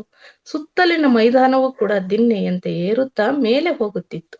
ಅಲ್ಲಿ ಮೇಲೆ ದೂರದಲ್ಲಿ ಪರ್ವತಗಳ ಸಾಲು ಕೂಡ ಕಾಣುತ್ತಿತ್ತು. ಮನಸ್ಸು ತೃಪ್ತಿಯಾಗುವಷ್ಟು ನಾನು ಈ ಸುಂದರ ತೋಟಗಳನ್ನು ನೋಡಿದೆನು. ಎಲ್ಲಿ ಹಣ ಮತ್ತು ಶ್ರಮ ಸಾಕಷ್ಟು ಇರುವುದೋ ಅಂತಲ್ಲಿ ಮಾತ್ರವೇ ಇಂಥ ಹೂದೋಟಗಳನ್ನು ನಿರ್ಮಿಸುವುದು ಸಾಧ್ಯವಿದೆ. ಕಲ್ಪನಾ ವಿಕಾಸದ ಕುರಿತು ನಮ್ಮ ಭೌತಿಕ ಜಗತ್ತಿನಲ್ಲಿ ಸಾಕಷ್ಟು ಚರ್ಚಿಸಲಾಗುತ್ತದೆ. ಹಗಲುಗನಸುಗಳಿಂದ ಯಾವುದೇ ಪರಿಣಾಮಗಳು ಉಂಟಾಗುವುದಿಲ್ಲ. ಆದರೂ ಈ ಸೂಕ್ಷ್ಮ ಲೋಕದಲ್ಲಿ ಬಂದ ಮೇಲೆ ನಿಜವಾದ ಕಲ್ಪನಾ ಶಕ್ತಿಯು ವಿಕಾಸವಾಗುತ್ತದೆ. ಇಲ್ಲಿ ಮನುಷ್ಯನನ್ನು ಕೇವಲ ಕಲ್ಪನೆಯಲ್ಲಿಯೇ ನೋಡಲಾಗುತ್ತದೆ. ಯಾವ ವಿಚಾರವು ತಕ್ಷಣವೇ ವಾಸ್ತವಿಕತೆಯಾಗಿ ಪರಿವರ್ತನೆಯಾಗುತ್ತದೆಯೋ ಅದರ ಕುರಿತು ಸಂಪೂರ್ಣ ಶಕ್ತಿಯಿಂದ ಆಲೋಚಿಸಬೇಕಾಗುತ್ತದೆ. ಈ ಭೂಲೋಕದಲ್ಲಿ ಏನಂತ ತಿಳಿತೀವಿ ಮಾಸ್ಟರ್ಸ್, ಒಂದು ಸುಂದರ ತೋಟ ಇದೆ ಅಂದ್ರೆ ಅಲ್ಲಿ ಹಣ ಮತ್ತು ಶ್ರಮ ಸಾಕಷ್ಟು ಇದೆ ಅವರಲ್ಲಿ, ಹಾಗಾಗಿ ಇದೆ ಅಂತ ತಿಳ್ಕೊತೀವಿ. ಆದ್ರೆ ಸೂಕ್ಷ್ಮ ಲೋಕದಲ್ಲಿ ಹಾಗಿಲ್ಲ. ನಾವು ಏನನ್ನೇ ಆಲೋಚಿಸಿದಾಗ ಅದು ಸೃಷ್ಟಿ ಆಗುತ್ತೆ. ಆದ್ರೆ ಆ ಸುಂದರ ಆಲೋಚನೆ ಸೃಷ್ಟಿ ಮಾಡ್ತಕ್ಕಂತ ನಾವೇ ಸೃಷ್ಟಿಕರ್ತರಾಗಿರೋದ್ರಿಂದ ಆ ಆಲೋಚನೆ ಹೇಗಿರ್ಬೇಕು ಅನ್ನೋದ್ರ ಮೇಲೆ ನಮ್ಮ ಗಮ್ಯಸ್ಥಾನ ಇರ್ಬೇಕಾಗ್ತದೆ. ಈ ಕುರಿತು ಸಂಪೂರ್ಣ ಶಕ್ತಿಯಿಂದ ಆಲೋಚಿಸಬೇಕಾಗುತ್ತದೆ. ಅಲ್ಲದೆ ಈ ವಾಸ್ತವಿಕತೆಯು ಕೇವಲ ಅವನು ಎಲ್ಲಿಯವರೆಗೆ ಅದನ್ನು ಬಯಸುತ್ತಾನೋ ಅಲ್ಲಿಯವರೆಗೆ ಮಾತ್ರವೇ ಇರುತ್ತದೆ. ಆ ಆಲೋಚನೆ ಅನ್ನೋದು ನನಗೆ ಇಂತಿಷ್ಟಿನವರೆಗೂ ಇದರ ಅವಶ್ಯಕತೆ ಇದೆ ಅಂತ ಆಲೋಚಿಸಿದಾಗ ಮಾತ್ರ ಅಲ್ಲಿವರೆಗೆ ಇರುತ್ತೆ. ನಂತರ ಅದು ಮಂಜಿನ ರೀತಿಯಲ್ಲಿ ಕರಗಿ ಮಾಯವಾಗ್ತದೆ ಅಂತೇಳಿ ಈ ಹಿಂದಿನ ಸಂಚಿಕೆಯನ್ನು ಕೂಡ ತಿಳಿದಿದ್ದೀವಿ ಮಾಸ್ಟರ್ಸ್. ಇಲ್ಲಿಯ ಜನರು ಅದೆಷ್ಟು ಸೌಭಾಗ್ಯಶಾಲಿಗಳು. ಭವಿಷ್ಯದಲ್ಲಿ ನನಗೇನಾಗುವುದು ಎಂಬುದನ್ನು ನೋಡಿಕೊಳ್ಳಬೇಕೆಂದು ಆಲೋಚನೆಯೊಂದು ಬಂತು. ನನ್ನ ಭವಿಷ್ಯದಲ್ಲಿ ಏನಾಗ್ತದೆ ನಾನು ನೋಡ್ಕೋಬೇಕು ಅನ್ನೋ ಆಲೋಚನೆಯನ್ನು ಕೂಡ ಬರುತ್ತೆ. ನಿನಗೆ ಆ ಜಗತ್ತು ಬಿಡಬೇಕಾಗುತ್ತದೆ ಎಂದು ಹೇಳಿದರೂ ಕೂಡ ನಾನೇನೂ ಅಂಜುವುದಿಲ್ಲ. ಅಂದರೆ ನೀನು ಇಲ್ಲಿ ಈ ಆಲೋಚನೆ ನಿನಗೆ ಬಂದಾಗ ನೀನು ಭೌತಿಕ ಜಗತ್ತನ್ನು ತೊರೆಬೇಕಾಗ್ತದೆ ಅಂತ ಏನಾದ್ರೂ ಹೇಳಿದ್ರೆ ನಾನೇನು ಈಗ ಅದಕ್ಕೆ ಹೆದರುವುದಿಲ್ಲ. ಅಂದ್ರೆ ಮರಣದ ನಂತರದ ಜೀವನ ಅದ್ಭುತವಾಗಿದೆ. ನಾನೇಕೆ ಈ ಭೌತಿಕ ಜೀವನಕ್ಕೆ ಅಂಟಿಕೊಳ್ಳಿ, ಅಲ್ಲೇ ಇರ್ಬೇಕು ಅನ್ನೋ ಬಯಕೆನು ನನಗೆ ಯಾಕೆ ಅಂತ ಹೇಳ್ತಿದ್ದಾರೆ ಮಾಸ್ಟರ್ಸ್. ನಾನು ಇಲ್ಲಿಯವರೆಗೆ ನೋಡಿದ್ದು ಮತ್ತು ಕೇಳಿದ್ದುದರ ಅನುಭವದ ಮೇಲೆ ಹೇಳಬೇಕೆಂದರೆ ಸತ್ತವರೇ ಸುಖವಾಗಿದ್ದಾರೆ. ಇದುವರೆಗೆ ಆಗಿರ್ತಕ್ಕಂಥ ನನ್ನ ಅನುಭವ ಮತ್ತು ಕೇಳಿದ್ದನ್ನ ನೋಡಿದ್ದನ್ನ ಎಲ್ಲದರ ಮುಖಾಂತರ ಹೇಳ್ಬೇಕು ಅಂದ್ರೆ ಅಲ್ಲಿ ಭೌತಿಕ ಜೀವನದಲ್ಲಿ ವಾಸಿಸುವವರಿಗಿಂತ ಸತ್ತವರೇ ಸುಖವಾಗಿದ್ದಾರೆ ಅಂತ ಹೇಳ್ತಾರೆ ಮಾಸ್ಟರ್ಸ್. ಒಂದು ವೇಳೆ ಅವರು ಹಾಗೆ ಬಯಸಿದ್ದಾರೆ, ಹಾಗೆ ಒಂದು ಅನಿರೀಕ್ಷಿತ ಅಡಚಣೆ ಉಂಟಾಯಿತು. ಆದರೆ ಅದಕ್ಕಿಂತ ಮೊದಲೇ ನನ್ನ ಮನಸ್ಸಿನಲ್ಲಿ ಮನೆಯ ಹೊರಗಿದ್ದುಕೊಂಡೇ ಅದರೊಳಗೆ ವಾಸಿಸುವ ಚಿತ್ರವನ್ನು ಮನಸ್ಸಿನಲ್ಲಿ ರೂಪಿಸಿಕೊಳ್ಳಬಹುದು ಎಂಬ ಅಂತಿಮ ವಿಚಾರವೊಂದು ಕೂಡ ಹೊಳೆಯಿತು. ಮನೆಯ ಹೊರಗಿದ್ದುಕೊಂಡೇ ಅಂದ್ರೆ ಸೂಕ್ಷ್ಮ ಶರೀರದಲ್ಲಿ ಇದ್ದುಕೊಂಡೇ ವಾಸಿಸುವವರ ಚಿತ್ರಣವನ್ನು ಕೂಡ ಮನಸ್ಸಿನಲ್ಲಿ ರೂಪಿಸ್ಕೋಬಹುದು ಅನ್ನೋ ವಿಚಾರನೂ ಹೊಳಿತದೆ ಮಾಸ್ಟರ್. ಭೌತಿಕ ಜನರಲ್ಲಿ ಅವರ ಹೂದೋಟವನ್ನು ನೋಡಿ ಯಾವುದೋ ವ್ಯಕ್ತಿಯ ಕುರಿತು ಮನೋಭಾವ ಹೊಂದಿರುವುದು ಅನುಚಿತ ಎನಿಸಿಕೊಳ್ಳುತ್ತದೆ. ಆದ್ರೆ ಭೌತಿಕ ಜಗತ್ತಿನಲ್ಲಿ ಅವರ ಮನೆ ಮುಂದೆ ಇರ್ತಕ್ಕಂಥ ಹೂದೋಟಕ್ಕೂ ಅವರ ಮನಸ್ಥಿತಿಗೂ ಸಾಕಷ್ಟು ವ್ಯತ್ಯಾಸವಿರ್ತದೆ. ಅವರಲ್ಲಿ ಇರ್ತಕ್ಕಂಥ ಹಣದ ಮೇಲೆ ಆ ಹೂದೋಟ ನಿರ್ಮಾಣವಾಗಿರುತ್ತೆ ಹೊರತು ಅವರ ಮನಸ್ಸಿನಲ್ಲಿ ಇರ್ತಕ್ಕಂಥ ಆಕೃತಿಯ ಮೇಲೆ ಆಗಿರಲ್ಲ. ಆದ್ರೆ ಇಲ್ಲಿ ತೋಟದ ಕೆಲಸಗಾರನೇ ಇರುವುದಿಲ್ಲ. ಹಣ ಹೆಚ್ಚಾಗಿದ್ದಾಗ ಕೆಲಸಗಾರನಿಗೆ ಹಣವನ್ನು ಕೊಟ್ಟು ಹೂದೋಟವನ್ನು ನಿರ್ಮಿಸಿಕೊಳ್ತಾರೆ. ಆದ್ರೆ ಇಲ್ಲಿ ಕೆಲಸಗಾರನ ಅವಶ್ಯಕತೆ ಇರುವುದಿಲ್ಲ. ಪ್ರತಿಯೊಂದು ಹೂದೋಟವನ್ನು ಆ ಮನೆಯ ಮಾಲೀಕನೇ ನಿರ್ಮಿಸಿಕೊಳ್ಳುತ್ತಾನೆ. ಕೇವಲ ಅದನ್ನು ನೋಡಿಯೇ ಅದರ ಮಾಲೀಕನ ವಿಶೇಷತೆಗಳನ್ನು ಅಂದಾಜು ಮಾಡಬಹುದು. ಇಲ್ಲಿ ಮಾಲೀಕನೇ ನಿರ್ಮಿಸಿಕೊಳ್ಳೋದ್ರಿಂದ ಆ ಮಾಲೀಕನ ಮನಸ್ಥಿತಿ ಹೇಗಿದೆ ಅಂತಕ್ಕಂಥದ್ದನ್ನ ಅಂದಾಜು ಮಾಡಬಹುದು. ನನಗೂ ಕೂಡ ಹಾಗೆ ಮಾಡುವ ಅವಕಾಶ ದೊರೆಯಲಿ ಅಂತ ನನ್ನ ಮನಸ್ಸಿನಲ್ಲಿ ಒಂದು ಆಲೋಚನೆ ಬಂತು. ಆ ಹಳ್ಳಿಗಾಡಿನ ಮಾರ್ಗದಲ್ಲಿ ಕೂಗುತ್ತಾ ನನ್ನತ್ತ ಓಡುತ್ತಾ ಬರುತ್ತಿರುವ ಒಬ್ಬ ಮಹಿಳೆಯ ಆಕೃತಿಯತ್ತ ನನ್ನ ಗಮನ ಸೆಳೆಯಲ್ಪಟ್ಟಿತು. ಇವರು ಆ ಡೆಗ್ನಿಯನ್ನು ಹುಡುಕೊಂಡು ಆ ಕಂದರದಲ್ಲಿ ಇದ್ದಂತಹ ಕುಟೀರದ ಕಡೆ ಹೊರಟಾಗ ಒಂದು ಆಕೃತಿ ಇವರಿಗೆ ಕಾಣುತ್ತೆ. ಹೌದು, ಅವಳು ಡೆಗ್ನಿಯೇ ಆಗಿದ್ದಳು. ಅವಳು ನಿಜವಾಗಿಯೂ ಬಹಳ ಖುಷಿಯಾಗಿರುವಂತೆ ಕಾಣಿಸುತ್ತಿದ್ದಳು. ಹೆನ್ರಿ, ನೀನು ಬಂದೆಯಾ? ನಾನು ಬಹಳ ಸಂತೋಷಗೊಂಡಿದ್ದೇನೆ. ಕಳೆದ ಕೆಲವು ಗಂಟೆಗಳ ಹಿಂದೆ ನಾನು ನಿನಗೆ ಸಹಾಯ ಮಾಡಲು ಬಹಳ ಪ್ರಯತ್ನಿಸಿದ್ದೆ. ಆದರೆ ಆಗ ಎಲ್ಲವೂ ವ್ಯರ್ಥವಾಯಿತು. ಸ್ವಲ್ಪ ಸಮಯದ ಹಿಂದೆ ನೀನು ನನ್ನ ಬಳಿಯಲ್ಲಿ ಇದ್ದೆ ಎಂದು ನನಗೆ ಅನ್ನಿಸುತ್ತಿತ್ತು. ನೀನು ಆ ಪರದೆಯನ್ನು ದಾಟಿ ನಿಶ್ಚಿತವಾಗಿ ಆ ಬದಿಯಲ್ಲಿ ತಲುಪುವೆ ಎಂಬ ವಿಶ್ವಾಸವೂ ಕೂಡ ನನಗೆ ದೃಢವಾಗಿತ್ತು. ನಿಧಾನವಾಗಿ ನನ್ನ ವಿಶ್ವಾಸ ಭಂಗವಾಯಿತು. ನಾನು ಭರವಸೆಯನ್ನು ಕಳೆದುಕೊಂಡೆ. ಆಮೇಲೆ ಎರಡನೆಯ ಸಲ ನೀನೆಲ್ಲೋ ಸಮೀಪದಲ್ಲಿಯೇ ಇರುವೆ ಎಂದು ನನಗೆ ಅನ್ನಿಸತೊಡಗಿತು. ಅದಕ್ಕಾಗಿಯೇ ನನಗೆ ಇಲ್ಲಿಯವರೆಗೆ ಬರಬೇಕಾಯಿತು. ಇಲ್ಲಿಗೇಕೆ ಬಂದೆನು ಎಂಬುದು ನನಗೆ ತಿಳಿದಿರಲಿಲ್ಲ. ಆದರೆ ನೀನಿಲ್ಲಿ ನಿಂತಿರುವುದನ್ನು ನೋಡಿದಾಗ ಕನಸಿನಲ್ಲಲ್ಲ, ನಿಜವಾಗಿಯೂ ಕ್ಷಣ ಹೊತ್ತು ಸಂತೋಷದಿಂದಾಗಿ ನನ್ನ ಹೃದಯವು ಮಿಡಿಯುವುದನ್ನೇ ಮರೆತಿತ್ತು. ಅಂದರೆ ಇವರು ಬಂದಿದ್ದು ಡೆಗ್ನಿಗೆ ಆಗಾಗಲೇ ಸೂಕ್ಷ್ಮತೆಯಲ್ಲಿ ತಿಳಿದಿರುತ್ತೆ ಮಾಸ್ಟರ್ಸ್. ಅಂದ್ರೆ ನೀವೀಗ ನನ್ನ ಬಳಿ ಬರಲಿಕ್ಕೋಸ್ಕರ ಇಚ್ಛಿಸಿದೀಯಾ ಅಂತ ಹೇಳ್ಬಿಟ್ಟು ನಾನು ಕೂಡ ನಿನ್ನನ್ನ ಜೊತೆ ಆಗ್ಲಿಕ್ಕೆ ಪ್ರಯತ್ನ ಪಟ್ಟೆ.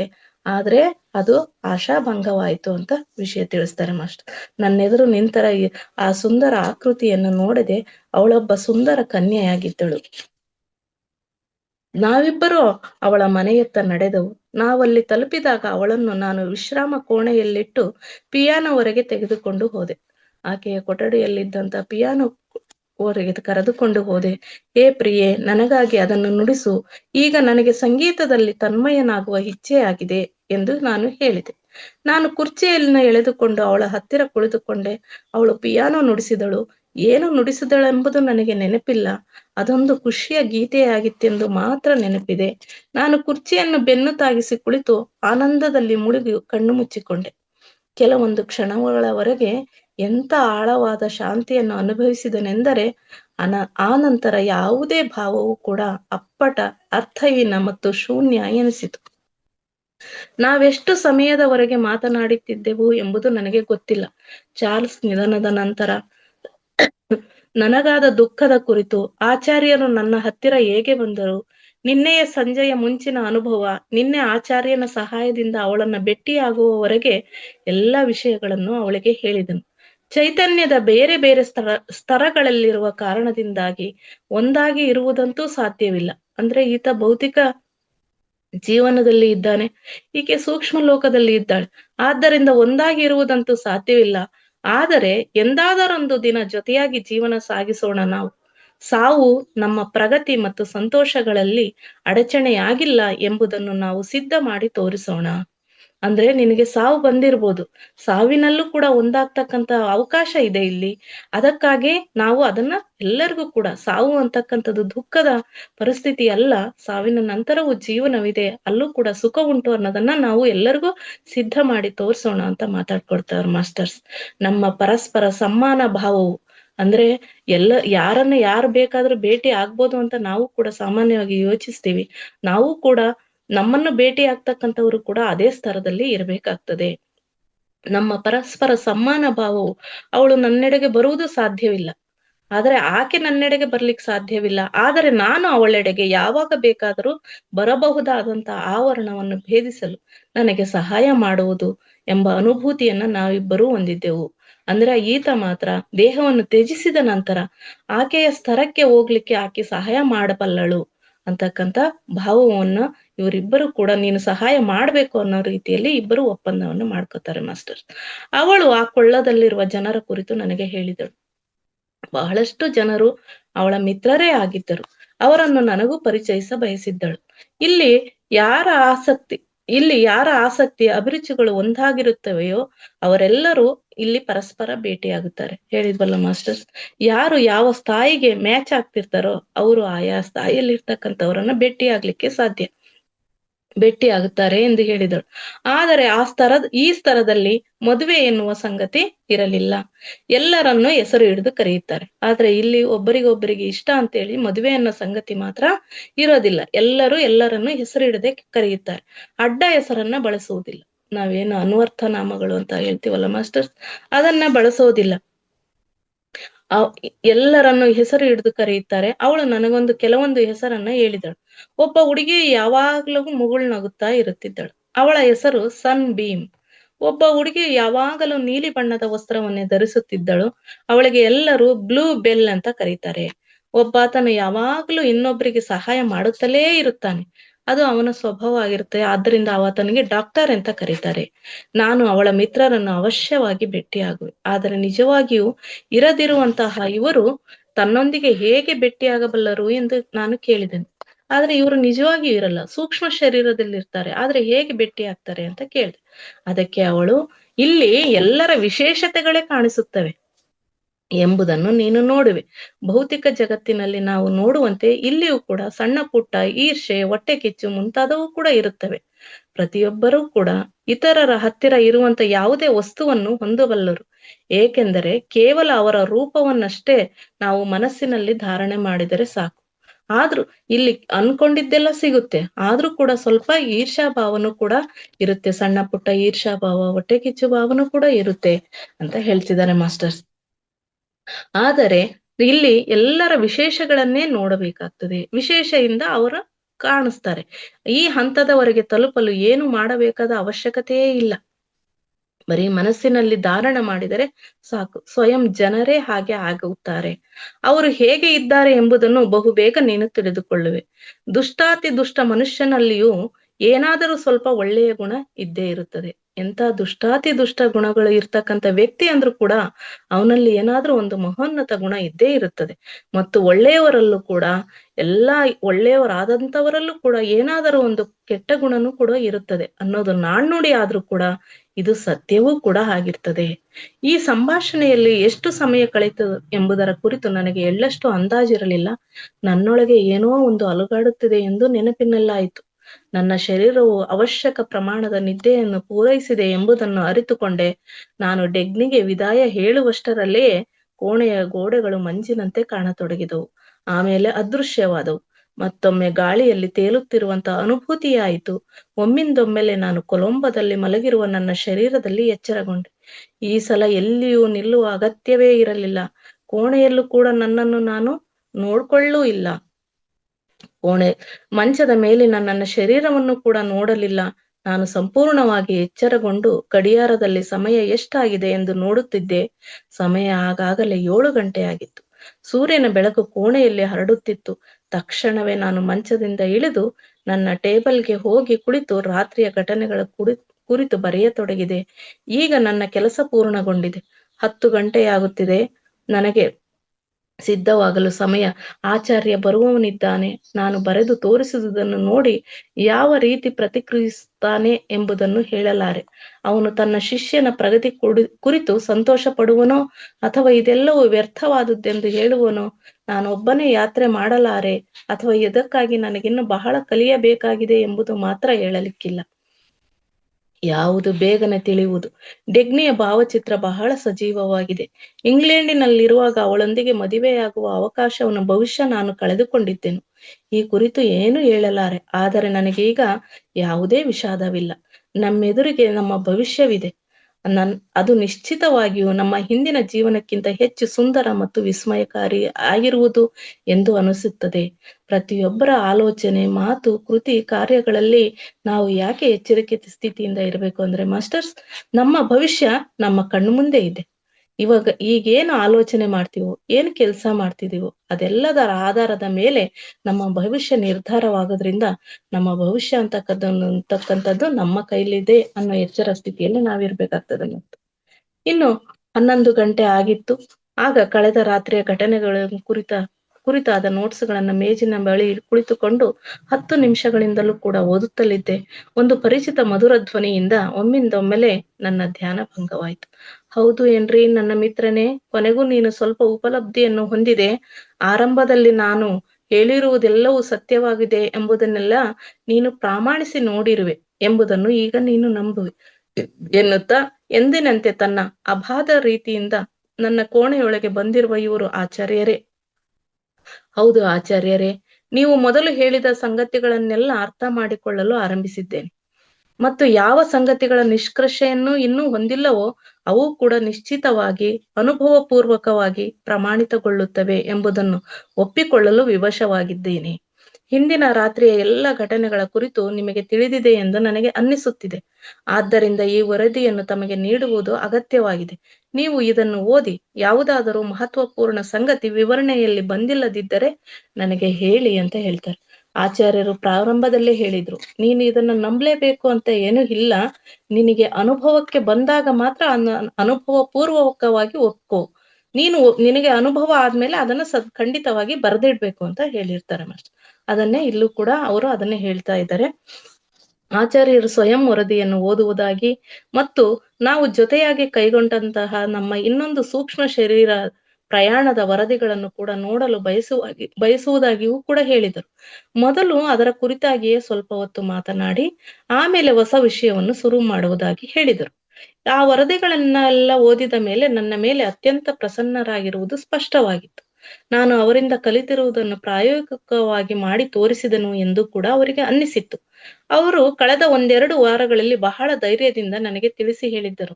ನಾನು ನಿನಗೆ ತುಂಬಾ ಕೃತಜ್ಞನಾಗಿದ್ದೇನೆ ಎಂದು ಕೃತಜ್ಞತೆಯನ್ನು ವ್ಯಕ್ತಪಡಿಸಿದೆ. ಅವರು ನನಗೆ ನಿಸ್ವಾರ್ಥತೆಯಿಂದ ಅಗತ್ಯವಾದ ಸಹಾಯವನ್ನು ಮಾಡಿರುವುದರಿಂದ ಹಾಗೆಲ್ಲ ನಾನು ಆಲೋಚಿಸುವ ಅಗತ್ಯವಿಲ್ಲವೆಂದು ನನಗೆ ಹೇಳಿದರು.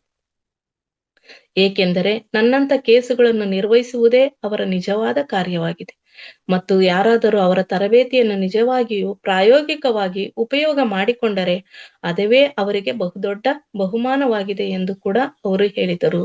ಅಂದ್ರೆ ಯಾರು ಅತೀವವಾದ ದುಃಖದಲ್ಲಿ ಇದ್ದಾಗ ಅವರನ್ನ ಜ್ಞಾನೋದಯಿಗಳನ್ನಾಗಿ ಮಾಡ್ಬೇಕು ಅಂತೇಳಿ ಈ ರೀತಿಯ ಹಾಸ್ಟೆಲ್ ಮಾಸ್ಟರ್ಸ್ ಪ್ರತಿಯೊಬ್ಬರಿಗೂ ಬಂದಿರ್ತಾರೆ ಮಾಸ್ಟರ್ಸ್. ಆದ್ರೆ ನಾವು ಅವರನ್ನ ಗುರ್ಸ್ಲಿಕ್ಕೆ ಸಾಧ್ಯವಾಗಿರಲ್ಲ ಅಂತಕ್ಕಂಥ ವಿಷಯವನ್ನು ಕೂಡ ಹೇಳ್ತಿದ್ದಾರೆ. ಈಗ ಅವರು ಹಿಂದಿನ 2 ರಾತ್ರಿಗಳ ಕುರಿತಾಗಿ ಟಿಪ್ಪಣಿ ಮಾಡಲು ಆರಂಭಿಸಿದರು. ನಾನು ಗಮನವಿಟ್ಟು ಕೇಳತೊಡಗಿದೆ. ಅವರು ಹೇಳತೊಡಗಿದರು, ನಿನ್ನನ್ನು ಲಂಡನ್ನಿನ ರಸ್ತೆಗಳಲ್ಲೇ ಏಕೆ ಸೂಕ್ಷ್ಮ ಲೋಕಕ್ಕೆ ಕರೆದುಕೊಂಡು ಹೋದೆವು ಎಂಬುದರ ಕುರಿತಾಗಿ ನಾನು ನಿನಗೆ ಹೇಳಬೇಕು. ಈ ತರ ವಿವರಣೆಗಳು ಪದೇ ಪದೇ ಬಂದಿದ್ದಾಗ ನಿನ್ನೆ ಸ್ವಲ್ಪ ವೇಗವಾಗಿ ಕೂಡ ಹೇಳ್ತಾ ಇದ್ದೆ ಮಾಸ್ಟರ್ಸ್. ಅವಾಗ ಒಬ್ಬ ಮಾಸ್ಟರ್ಸ್ ಪಾಸ್ಟ್ ಆಯ್ತು ಮೇಡಮ್ ಅಂತ ಹೇಳ್ತಾ ಇದ್ರು. ಪದೇ ಪದೇ ಅದೇ ವಿಷಯ ರಿಪೀಟ್ ಆಗೋದ್ರಿಂದ ಹೇಳ್ತಾ ಇದ್ದೆ. ಬಟ್ ಇದೇ ರೀತಿ ಈ ಮುಂದಿನ ಚಾಪ್ಟರ್ಗಳಲ್ಲಿ ಪ್ರಶ್ನೋತ್ತರ ವಿಭಾಗ ಅಂತ ಬರ್ತದೆ ಮಾಸ್ಟರ್ಸ್. ಅಲ್ಲಿ ಸಾಕಷ್ಟು ಇದುವರೆಗೆ ಕೇಳಿದಂತದಲ್ಲಿ ಮತ್ತೆ ನಮ್ಮಲ್ಲಿ ಬಂದು ಪ್ರಶ್ನೆಗಳು ಅಂತೇಳಿ ಸೂಕ್ಷ್ಮವಾಗಿ ಬಂದೋಗಿರ್ತಕ್ಕಂಥ ಪ್ರಶ್ನೆಗಳಿಗೆ ಉತ್ತರಗಳು ಅದ್ಭುತವಾಗಿ ಬರ್ತಾ ಹೋಗ್ತದೆ. ಆ ಸಂಚಿಕೆಯನ್ನು ಮಿಸ್ ಮಾಡ್ಕೋಬೇಡಿ ಮಾಸ್ಟರ್ಸ್. ಅದೇ ರೀತಿ ಈಗ ಎಲ್ಲದಕ್ಕೂ ನಮಗೂ ತಿಳಿಲಾರ್ದಂತ ಕೆಲವೊಂದು ಪ್ರಶ್ನೆಗಳನ್ನೇ ಅವರು ಸೃಷ್ಟಿ ಮಾಡ್ಕೊಂಡು ಹೇಳ್ತಾ ಹೋಗ್ತಿದ್ದಾರೆ. ಈಗ ಈ ನಗರವು ನಿನಗೆ ಪರಿಚಿತವಾಗಿರುವಂತೆಯೇ ಅನ್ನಿಸುತ್ತದೆ. ಆದಾಗ್ಯೂ ನೀನು ನೋಡುತ್ತಿರುವುದು ಭೌತಿಕವಲ್ಲ, ಅದು ಭೌತಿಕ ಜಗತ್ತಿನ ಪ್ರತಿಕೃತಿಯಾದ ಸೂಕ್ಷ್ಮ ಲೋಕದ ಮೊದಲ ವಲಯವಾಗಿದೆ. ನಾನು ಯಾಕೆ ನೀನು ಕೊಲಂಬೋ ವಾಸಿ ಆಗಿದ್ರು ಕೂಡ ಇಂಗ್ಲೆಂಡಿನಲ್ಲಿಗೆ ಯಾಕೆ ಕರ್ಕೊಂಡು ಬಂದೆ ಅಂತಾನು ಕೂಡ ಹೇಳ್ತಾ ಇದ್ದಾರೆ ಮಾಸ್ಟರ್ಸ್. ಭವಿಷ್ಯದಲ್ಲಿಯ ಯಾತ್ರೆಗಳನ್ನು ಕೊಲಂಬೋದಿಂದಲೇ ಆರಂಭಿಸುವುದು ಒಳ್ಳೆಯದು. ಈಗ ನಿನಗೆ 3ನೇ ವಲಯದಿಂದ ಮೇಲೆ ಹೋಗುವುದು ಕೂಡ ಅಷ್ಟೇ ಸರಳ ಎನಿಸುತ್ತದೆ. ಈಗ ಡೆಗ್ನಿ ಇದ್ದಿದ್ದು 3ನೇ ವಲಯ, ಅಲ್ಲಿವರೆಗೂ ತಲುಪಿದೆಯಾ? ಅದಾದ ನಂತರವೂ ಕೂಡ ವಲಯಗಳಿವೆ, ಅಲ್ಲಿ ಏನೇನಿದೆ ಅನ್ನೋದ್ರ ಬಗ್ಗೆ ವಿವರಣೆ ನೀಡ್ತಾ ಹೋಗ್ತಿದ್ದಾರೆ ಮಾಸ್ಟರ್ಸ್. ಅಷ್ಟೇ ಸರಳ ಎನಿಸುತ್ತದೆ. ಅಲ್ಲಿ ನಿನಗೆ ಡೆಗ್ನಿ ದೊರಕಿದ್ದಳು, 3ನೇ ವಲಯದಲ್ಲಿ ಡೆಗ್ನಿ ದೊರಕಿದೆ. ಆದರೆ ನೀನು ಅದಕ್ಕಿಂತಲೂ ಮೇಲೆ ಹೋಗಲು ನೀನು ಆಲೋಚನೆಗಳಿಂದ ಗ್ರಹಿಸಬಹುದಾದಂತೆ ನಿನ್ನ ಸೂಕ್ಷ್ಮ ಶರೀರವನ್ನು ತಕ್ಷಣವೇ ಯಾತ್ರೆಗೆ ಒಯ್ಯುವಂತ ಪ್ರತಿಯೊಂದು ವಲಯದಲ್ಲಿ ನಿನಗೆ ಒಂದು ವಿಶೇಷ ಸ್ಥಳ ಬೇಕಾಗಿರಬಹುದು. ನಿನ್ನ ಅಕ್ಕಪಕ್ಕದ ವಸ್ತುಗಳೆಲ್ಲ ಮಸುಕಾಗುತ್ತಿದ್ದಂತೆ ಹಾಗೂ ನಿನಗೆ ಅಲುಗಾಡುವ ಅನುಭೂತಿಯಾಗುತ್ತಿದ್ದಂತೆಯೇ ನೀನು ಗಾಬರಿ ಆಗಬಹುದೆಂದು ನನಗೆ ಅನ್ನಿಸಿತ್ತು. ಸಾಮಾನ್ಯವಾಗಿ ನನ್ನ ಶಿಷ್ಯರಿಗೆ ಎದುರಾದಂತ ಅಸಫಲತೆಯು ನಿನಗೆ ಎದುರಾಗಲಿಲ್ಲ ಎಂಬುದಕ್ಕಾಗಿ ನಾನು ನಿನ್ನನ್ನು ಅಭಿನಂದಿಸುತ್ತೇನೆ. ಅಂದ್ರೆ ನಾನು ಇದುವರೆಗೆ ಕೆಲವೊಂದು ಶಿಷ್ಯ ಬಳಗವನ್ನು ಹೊಂದಿದ್ದೀನಲ್ಲ, ಅವರು ಈ ರೀತಿ ಅಲುಗಾಡುವಿಕೆ ಮತ್ತೆ ಕಣ್ಣಿಗೆ ಅಂದ್ರೆ ಸೂಕ್ಷ್ಮ ಶರೀರವನ್ನು ಹೊಂದಿದ ತಕ್ಷಣ ಆಗ್ತಕ್ಕಂತ ಮಸುಕಾಗ್ತಕ್ಕಂಥ ಚಿತ್ರಣ, ಇವೆಲ್ಲವೂ ಕೂಡ ಗಾಬರಿ ಆಗ್ಬಿಟ್ರೆ ಏನಾಗ್ತದೆ, ವಾಪಸ್ ಬರ್ತೀವಿ. ಅದನ್ನ ನೀನು ಸಾಧಿಸಿದೀಯಾ, ಆದ್ದರಿಂದ ನಿನಗೆ ಮುಂದಿನದನ್ನ ತಿಳಿಸ್ಕೊಡ್ತಾ ಇದ್ದೀನಿ. ಅವರು ಭಯಭೀತಗೊಳ್ಳುತ್ತಾರೆ ಮತ್ತು ತಕ್ಷಣವೇ ತಮ್ಮ ಭೌತಿಕ ಶರೀರದಲ್ಲಿ ಎಚ್ಚರಗೊಳ್ಳುತ್ತಾರೆ. ನಿನ್ನೆ ರಾತ್ರಿನೂ ಕೂಡ ಪೀಟರ್ ಶೆಲ್ಲರ್ ಅವ್ರಿಗೆ ಆಗಿದ್ದು ಕೂಡ ಇದೆ. ಭಯಗೊಳ್ಳುವುದರಿಂದ ಅವರ ಹೃದಯ ಬಡಿತ ತೀವ್ರಗೊಳ್ಳುತ್ತದೆ. ನಿಜವಾಗಿಯೂ ನೀನು ಅದರ ಅನುಭವವನ್ನು ಕೂಡ ಹೊಂದಿರುವೆ ನಿನ್ನೆ ರಾತ್ರಿ ಅನ್ನೋದು ಅವರಿಗೆ ಭಾರತೀಯ ಮಿತ್ರನಿಗೆ ಇವರಿಗೆ ಆದಂತ ಅನುಭವ ಅವ್ರಿಗಾಗ್ಲೇ ಗೊತ್ತಾಗಿರುತ್ತೆ. ನೀನು ವಾಪಸ್ ಬರಲು ಬಯಸದೆ ಇದ್ದರೂ ಒಂದು ಸಲ ವಾಪಸ್ ಬಂದಿದ್ದೆ. ನಾನು ವಾಪಸ್ ಹೋಗ್ಬಾರ್ದು, ಎಂಥಾಕೆ ಮೂರ್ಖತನ ಮಾಡಿದೆ ಅಂತ ಅನಿಸ್ತು ನಿನಗೆ. ಆದ್ರೂ ಕೂಡ ವಾಪಸ್ ಬಂದಿದ್ದೆ. ನೀನು ಡೆಕ್ನಿಯನ್ನು ಭೆಟ್ಟಿಯಾಗ ಬಯಸಿದ್ದೆ, ಅಲ್ಲದೆ ನನ್ನ ಸಹಾಯವಿಲ್ಲದೆ ನೀನು ಅಲ್ಲಿಯವರೆಗೆ ತಲುಪಿರುವುದರಿಂದಾಗಿ ನೀನು ಉದ್ವೇಗಕ್ಕೆ ಒಳಗಾಗಿದ್ದೆ. ನಾನೆಷ್ಟಕ್ಕೆ ನಾನೇ ಹೋಗಿರೋದ್ರಿಂದ ಅನ್ನೋ ಅಂಶದಿಂದ ನೀನು ಉದ್ವೇಗಕ್ಕೊಳಗಾಗಿದ್ದೆ. ಅದರಿಂದ ನೀನು ವಾಪಸ್ ಬರಲೇಬೇಕಾಯಿತು. ಸೂಕ್ಷ್ಮ ಲೋಕದ ದ್ವಿತೀಯ ವಲಯವು ಹೇಗಿರುತ್ತದೆಂಬುದನ್ನು ನಿನಗೆ ಹೇಳುವುದು ಅನಾವಶ್ಯಕವೆನಿಸುತ್ತದೆ. ಏಕೆಂದರೆ ಇದು ಮೊದಲಿನಂತೆಯೇ ಇರುತ್ತದೆ. ಹೆಚ್ಚೆಂದರೆ ಸ್ವಲ್ಪ ಜನಸಂದಣಿ ಕಡಿಮೆ ಇರ್ತದೆ. ಅಲ್ಲಿ ಕಡಿಮೆ ಗದ್ದಲ ಇರ್ತದೆ. ಭೌತಿಕ ಜಗತ್ತಿಗೆ ಅತ್ಯಂತ ಸಮೀಪವಾಗಿರುವ ಈ ಎರಡೂ ವಲಯಗಳ ನಿವಾಸಿಗಳು ಹೆಚ್ಚು ಕಡಿಮೆ ಭೌತಿಕ ಜಗತ್ತಿನಲ್ಲೇ ತಮಗೆ ಒಳ್ಳೆಯದೆನಿಸಿದ ರೀತಿಯಲ್ಲಿ ಇಲ್ಲಿಯೂ ಕೂಡ ಜೀವಿಸುತ್ತಾರೆ. ಈ ಭೌತಿಕ ಜೀವನದಲ್ಲಿ ಮಾಡ್ಬೇಕಾದ್ರೆ ಯಾವುದೋ ಒಂದರಲ್ಲಿ ತೃಪ್ತಿಯನ್ನ ಕಂಡ್ಕೊಂಡಿರ್ತೀವಲ್ಲ ಮಾಸ್ಟರ್ಸ್, ಅದೇ ರೀತಿಯಲ್ಲಿ ಮೇಲಿನ ಸೂಕ್ಷ್ಮ ಲೋಕದಲ್ಲಿನ 1 ಮತ್ತೆ 2ನೇ ವಲಯದಲ್ಲಿ ಜೀವನವನ್ನ ಸಾಗಿಸ್ಲಿಕ್ಕೆ ಜೀವಿಸ್ಲಿಕ್ಕೆ ಇಷ್ಟ ಪಡ್ತಾರೆ. ತಿಳಿದ್ವಿ, ಕೆಲವರಿಗೆ ಆ ವ್ಯಾಪಾರ ವಹಿವಾಟಿನಲ್ಲಿ ಇಷ್ಟ. ಅವರ ಒಂದು ಅಂಗಡಿಯನ್ನು ಸೃಷ್ಟಿ ಮಾಡ್ಕೊಳ್ಳೋದ್ರ ಜೊತೆಗೆ ನನ್ನ ಅಂಗಡಿಯಲ್ಲಿ ಬರೀ ವ್ಯಾಪಾರ ಆಗೋದಲ್ಲ, ಇನ್ನುಳಿದರ ಅಂಗಡಿಯಲ್ಲಿ ಹೆಂಗ್ ವ್ಯಾಪಾರ ಆಗುತ್ತೆ ಅನ್ಕೊಂಡಾಗ ಮತ್ತೆ ಬೇರೆ ಅಂಗಡಿಗಳು ಸೃಷ್ಟಿ ಆಗ್ತವೆ ಅಂತ ತಿಳಿದ್ವಲ್ವಾ ಮಾಸ್ಟರ್ಸ್. ಈ ರೀತಿಯಾಗಿ ಜೀವಿಸ್ತಾರೆ. ಅವರು ಪ್ರಗತಿ ಹೊಂದಿದ ಮುಂದಿನ ವಲಯಗಳಿಗೆ ಹೋಗ ಬಯಸದೇ ಇಲ್ಲ. ಈ ಭೌತಿಕ ಜಗತ್ತಿನ ಮೋಹನೆ ಹೆಚ್ಚಾಗಿರೋದ್ರಿಂದ, ಈ ಜೀವಿತವನ್ನೇ ಅವರು ಹೆಚ್ಚಾಗಿ ಇಷ್ಟಪಡೋದ್ರಿಂದ ಇನ್ನು ಮುಂದಿನ ವಲಯಗಳಿಗೆ ಹೋಗ್ಲಿಕ್ಕೆ ಇಷ್ಟಪಡೋದಿಲ್ಲ, ಬಯಸೋದಿಲ್ಲ. ಅವರು 200-300 ವರ್ಷಗಳ ನಂತರ ಅವರ ಆತ್ಮವು ಸ್ವಯಂ ಅವರ ಶರೀರಯಾನವನ್ನು ತ್ಯಜಿಸಿ ಮಾನಸ ಲೋಕದಲ್ಲಿ ಹೋಗಲು ವಿವಶಗೊಳಿಸಿದಾಗ ಅವರಿಗೆ ಒತ್ತಾಯ ಪೂರ್ವಕವಾಗಿ ಹೋಗಬೇಕಾಗಿ ಬಂದಿರುವಂತಹ ಅಪವಾದಗಳು ಕೂಡ ಇವೆ. ಅವರು ಇದರಲ್ಲಿ ಇದೇ ಜೀವನವನ್ನೇ, ಈ ಭೌತಿಕ ಮೋಹವನ್ನ ಏಕೆ ತ್ಯಜಿಸ್ಬೇಕು ಅನ್ನೋದ್ರ ಬಗ್ಗೆನೂ ಕೂಡ ನಾವು ಈ ಭೌತಿಕ ಶರೀರದಲ್ಲಿರುವಾಗ ಯಾವ ರೀತಿಯ ಜೀವಿತ, ಆಲೋಚನೆ, ಕೃತಿಗಳು ಇರಬೇಕು ಅನ್ನೋದ್ರ ಬಗ್ಗೆ ಗಮನ ಸೆಳಿತಾ ಇದ್ದಾರೆ ಮಾಸ್ಟರ್ಸ್. ನಾವೇನಾದ್ರೂ ಕೂಡ ಈ ಭೌತಿಕ ಜೀವನಕ್ಕೆ ಸಂಬಂಧಿಸಿದ ವಹಿವಾಟಿಗೆ ಅಂಟಿಕೊಂಡಿದ್ದೆ ಆದ್ರೆ ಸುಮಾರು 200-300 ಜನ್ಮಗಳಷ್ಟು ತಾಳಿ ಅದಾದ ನಂತರ ಆ ಆತ್ಮ ಅಂತಕ್ಕಂಥದ್ದು, ಆತ್ಮ ಯಾವಾಗ್ಲೂ ಆತ್ಮೋನ್ನತಿ ಹೊಂದಲಿಕ್ಕೆ ಅಪಪಿಸ್ತಾ ಇರ್ತದೆ. ಆದ್ರೆ ನಾವು ಭೌತಿಕ ಜೀವನಕ್ಕೆ ಅಂಟಿಕೊಂಡಾಗ ಅದು ಸ್ವಯಂ ಆತ್ಮನೇ ಅವರ ಶರೀರ ಯಾನವನ್ನು ತ್ಯಜಿಸಿ, ಅಪ್ಪ ಸಾಕಪ್ಪ ನಿನ್ನ ಶರೀರ ಯಾನ ಅಂತಕ್ಕಂಥದ್ದನ್ನ ತ್ಯಜಿಸೋ ಅಂತ ಮಟ್ಟಿ ಮಾನಸ ಲೋಕದಲ್ಲಿ ಹೋಗಲು ವಿವಶಗೊಳಿಸಿದಾಗ, ಇನ್ನು ಮುಂದಿನ ಹಂತಕ್ಕೆ ಹೋಗ್ಬೇಕು ಅನ್ನೋ ಸ್ವಪ್ರಯತ್ನ ಪಡುತ್ತೆ. ಆಗ ಆ ಸೂಕ್ಷ್ಮ ಶರೀರವನ್ನು ವಿವಶಗೊಳಿಸಿದಾಗ ಅವರಿಗೆ ಒತ್ತಾಯ ಪೂರ್ವಕವಾಗಿ ಹೋಗಬೇಕಾಗಿ ಬಂದಿರುವಂತ ಅಂದ್ರೆ ಈ ಸೂಕ್ಷ್ಮ ಶರೀರವನ್ನು ಒತ್ತಾಯ ಪೂರ್ವಕವಾಗಿ ತ್ಯಜಿಸ್ತಕ್ಕಂತ ಅಪವಾದಗಳು ತ್ಯಜಿಸ್ಬೇಕಲ್ಲ ಅನ್ನತಕ್ಕಂತ ಅಪವಾದನು ಕೂಡ ಬರ್ತದೆ. ಪ್ರಗತಿಯ ಈ ವಿಧಾನವು ಸಾಮಾನ್ಯವಾಗಿಲ್ಲ. ಆದ್ರೆ ಈ ಪ್ರಗತಿ ಅಂತಕ್ಕಂತ ಇದೆಯಲ್ಲ, ಈ ವಿಧಾನ ಅನ್ನೋದಿದೆಯಲ್ಲ, ಇದೊಂದು ಸಾಮಾನ್ಯ ಹಂತ ಅಲ್ಲ. ಆದರೆ ನಿನ್ನ ಸಮಯ ಬಂದಾಗ ನಿನ್ನೊಂದಿಗೆ ಹೀಗಾಗುವುದಿಲ್ಲ. ಆದ್ರೆ ಈಗಾಗ್ಲೇ ಇದರ ಬಗ್ಗೆ ನಿನಗೆ ಜ್ಞಾನ ತಿಳಿದಿರೋದ್ರಿಂದ ಅಂತ ಸಮಯ ಬಂದಾಗ ನಿನ್ಗೆ ಹೀಗಾಗೋದಿಲ್ಲ ಅಂತಾನು ಕೂಡ ತಿಳಿಸ್ತಿದ್ದಾರೆ ಮಾಸ್ಟರ್ಸ್. ಅಂದ್ರೆ ಬರೀ ಅವ್ರಿಗೆ ನೀಡ್ತಕ್ಕಂಥ ಜ್ಞಾನವಲ್ಲ, ನೀನ್ ತಿಳಿದಿರ್ತಕ್ಕಂಥ ಜ್ಞಾನವನ್ನ ಉಳಿದವ್ರಿಗೂ ತಿಳಿಸೋದ್ರಿಂದ ಅವರಿಗೂ ಆ ಪರಿಸ್ಥಿತಿಯಿಂದ ಬೇಗ ಹೊರಬರ್ಲಿಕ್ಕೆ ಸಾಧ್ಯತೆ ಆಗ್ಲಿ ಅಂತಕ್ಕಂಥದ್ದು ವಿಚಾರ ಮಾಸ್ಟರ್. ನೀನು ಸೂಕ್ಷ್ಮ ಲೋಕಕ್ಕೆ ಹೋಗಬಲ್ಲೆ. ಇಲ್ಲಿಯ ಜನರ ಜೀವನವನ್ನು ಈಗ ನೀನು ನೋಡಿಯೇ ಇರುವೆ. ಕೆಲವು ಜನರ ಹೊರತಾಗಿ ನಿನಗೆ 3ನೇ ವಲಯದ ಜನರ ಜೀವನವನ್ನು ಬಹಳ ಇಷ್ಟವಾಗುತ್ತದೆ. 1 ಮತ್ತೆ 2ನೇ ವಲಯದ ಜೀವನಕ್ಕಿಂತ ಈ 3ನೇ ವಲಯದವರ ಜೀವನ ನಿನಗೆ ಬಹಳ ಇಷ್ಟವಾಗಿದೆ. ಅದಕ್ಕೋಸ್ಕರ ಅಲ್ಲಿ ಇಚ್ಛೆ ವ್ಯಕ್ತಪಡಿಸ್ತಾರೆ ನೋಡ್ರಿ ಮಾಸ್ಟರ್ಸ್, ನಾನು ಒಬ್ಬ ಕಲಾವಿದನಾಗ್ಬೇಕಿತ್ತು ಅಂತ ಹೇಳ್ಬಿಟ್ಟು. 3ನೇ ವಲಯದಲ್ಲಿ ಕಾರ್ಯನಿರತ ಕಲಾಕಾರ ಮತ್ತು ಸಂಗೀತಜ್ಞರನ್ನು ನಾನು ನಿನಗೆ ತೋರಿಸಲು ಸಮರ್ಥನಾಗಿದ್ದೇನೆ. ಈ ವಲಯವು ಕಲಾಕಾರರು ಹಾಗೂ ಸಂಗೀತಜ್ಞರಿಗಷ್ಟೇ ಮೀಸಲಾಗಿಲ್ಲ ಎಂಬುದನ್ನು ನೀನು ಅರ್ಥ ಮಾಡಿಕೊಳ್ಳಬೇಕು.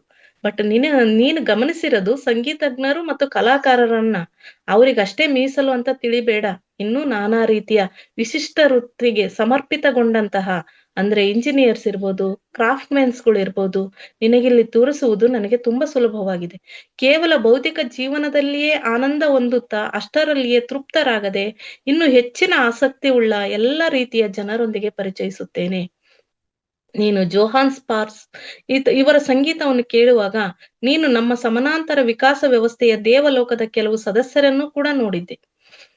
3ನೇ ವಲಯಕ್ಕಿಂತಲೂ ಮೇಲಿನ ಅನುಭವವು ನಮಗಾದಾಗ ಅವರು ಕೇವಲ ಅಲ್ಲಿ ಅಧಿಕ ಸಂಖ್ಯೆಯಲ್ಲಿ ಇರುವುದು ಅಷ್ಟೇ ಅಲ್ಲದೆ, ನಾವು ಭೌತಿಕ ಜೀವನದಿಂದ ದೂರವಾಗಿ ಹೋದಾಗ ಅವರು ಮನುಷ್ಯರೊಂದಿಗೆ ಹೆಚ್ಚಾಗಿ ಸಹಕರಿಸುತ್ತಾರೆ. ಏನು ದೇವಗಣದವರು ಇರ್ತಾರೆ, ಪ್ರಕೃತಿ ಆತ್ಮಗಳು ಇರ್ತಾರಲ್ಲ ಮಾಸ್ಟರ್ಸ್, ಅವರು ನಾವು ಈ ಭೂಮಿಯನ್ನು ತೊರೆದು ಹೋದಾಗ ನಮ್ಮ ಸಹಾಯಕ್ಕಾಗಿ ಬಂದಿರ್ತಾರೆ. ನಮ್ಮ ಅಭಿರುಚಿ ಮತ್ತು ಆಸಕ್ತಿಗೆ ಅನುಗುಣವಾಗಿ ನಮ್ಮ ಎತ್ಕೊಂಡು ಹೋಗ್ಲಿಕ್ಕೆ ಪ್ರಯತ್ನ ಪಡ್ತಾರೆ. ಆದ್ರೆ ನಾವು ಈ ಭೌತಿಕ ಜೀವನದ ಮೋಹವನ್ನು ಬಿಡದೆ ಹೋದಾಗ ಒಂದು ಮತ್ತೆ ಎರಡನೇ ವಲಯದಲ್ಲಿದ್ದು ಅವರ ಆಸೆಯನ್ನು ತೃಪ್ತಿ ಪಡಿಸ್ಕೊಂಡ್ಲಿ ಅಂತ ಹೇಳಿ ಬಿಟ್ಟು ಹೋಗ್ತಾರೆ. ಅದರಲ್ಲಿ ಅಲ್ಲಿ ತೃಪ್ತಿಯನ್ನು ಪಟ್ಕೊಂಡಾದ ನಂತರ ನನಗೆ ಇನ್ನೂ ಹೆಚ್ಚಿನದು ಏನೋ ಬೇಕು ಅನ್ನೋ ಇಚ್ಛೆ ಬಂದದ್ದೇ ಆದರೆ ಅವರು ನಮ್ಮನ್ನ ಉನ್ನತ ವಲಯಗಳಿಗೆ ಕರ್ಕೊಂಡು ಹೋಗ್ಲಿಕ್ಕೆ ಅವರು ಕೂಡ ಸದಾ ನಮ್ಮನ್ನ ಕಾಯ್ತಾ ಇರ್ತಾರೆ ಅಂತ ಹೇಳ್ತಾರೆ ಮಾಸ್ಟರ್ಸ್. ಬಹುಶಃ ನಿನಗೆ ಅವರ ವಿಕಾಸ ವ್ಯವಸ್ಥೆ ನಮಗಿಂತ ಉತ್ತಮವಾಗಿದೆ ಎಂದು ಅನ್ನಿಸಬಹುದು.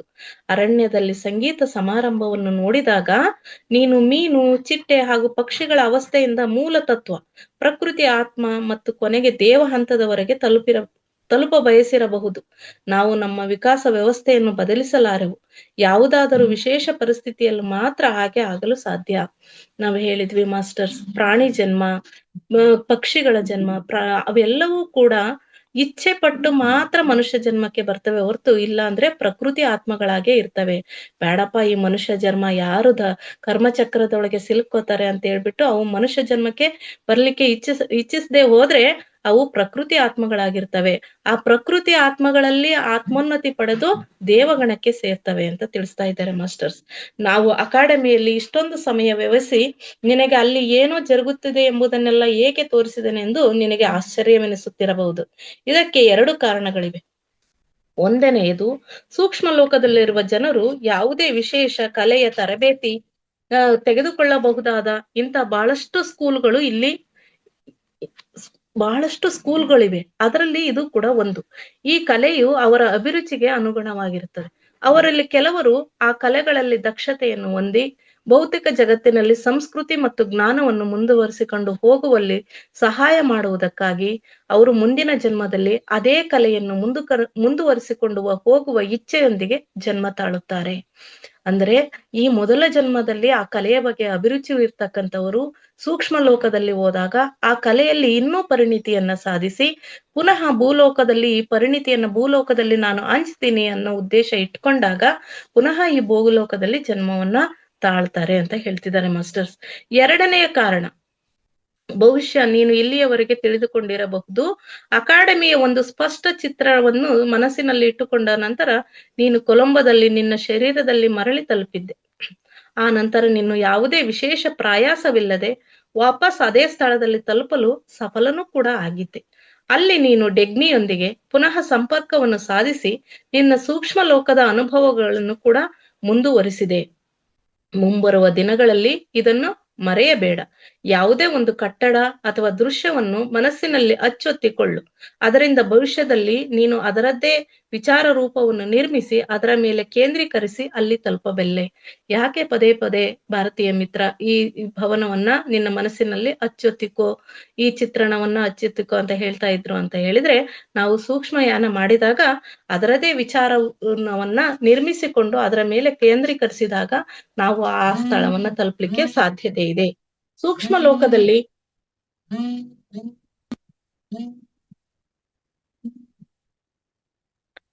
ಲೋಕದಲ್ಲಿ ಸಮಯವು ಯಾವ ರೀತಿಯಾಗಿ ನಿನ್ನ ಅಕಾಲ್ಪಿಕ ಪ್ರವಾಸವನ್ನು ಪ್ರಭಾವಿತಗೊಳಿಸುತ್ತದೆ ಎಂಬುದನ್ನು ನೀನು ಚೆನ್ನಾಗಿ ತಿಳಿದುಕೊಂಡಿರುವೆ ಎಂದು ಭಾವಿಸುತ್ತೇನೆ.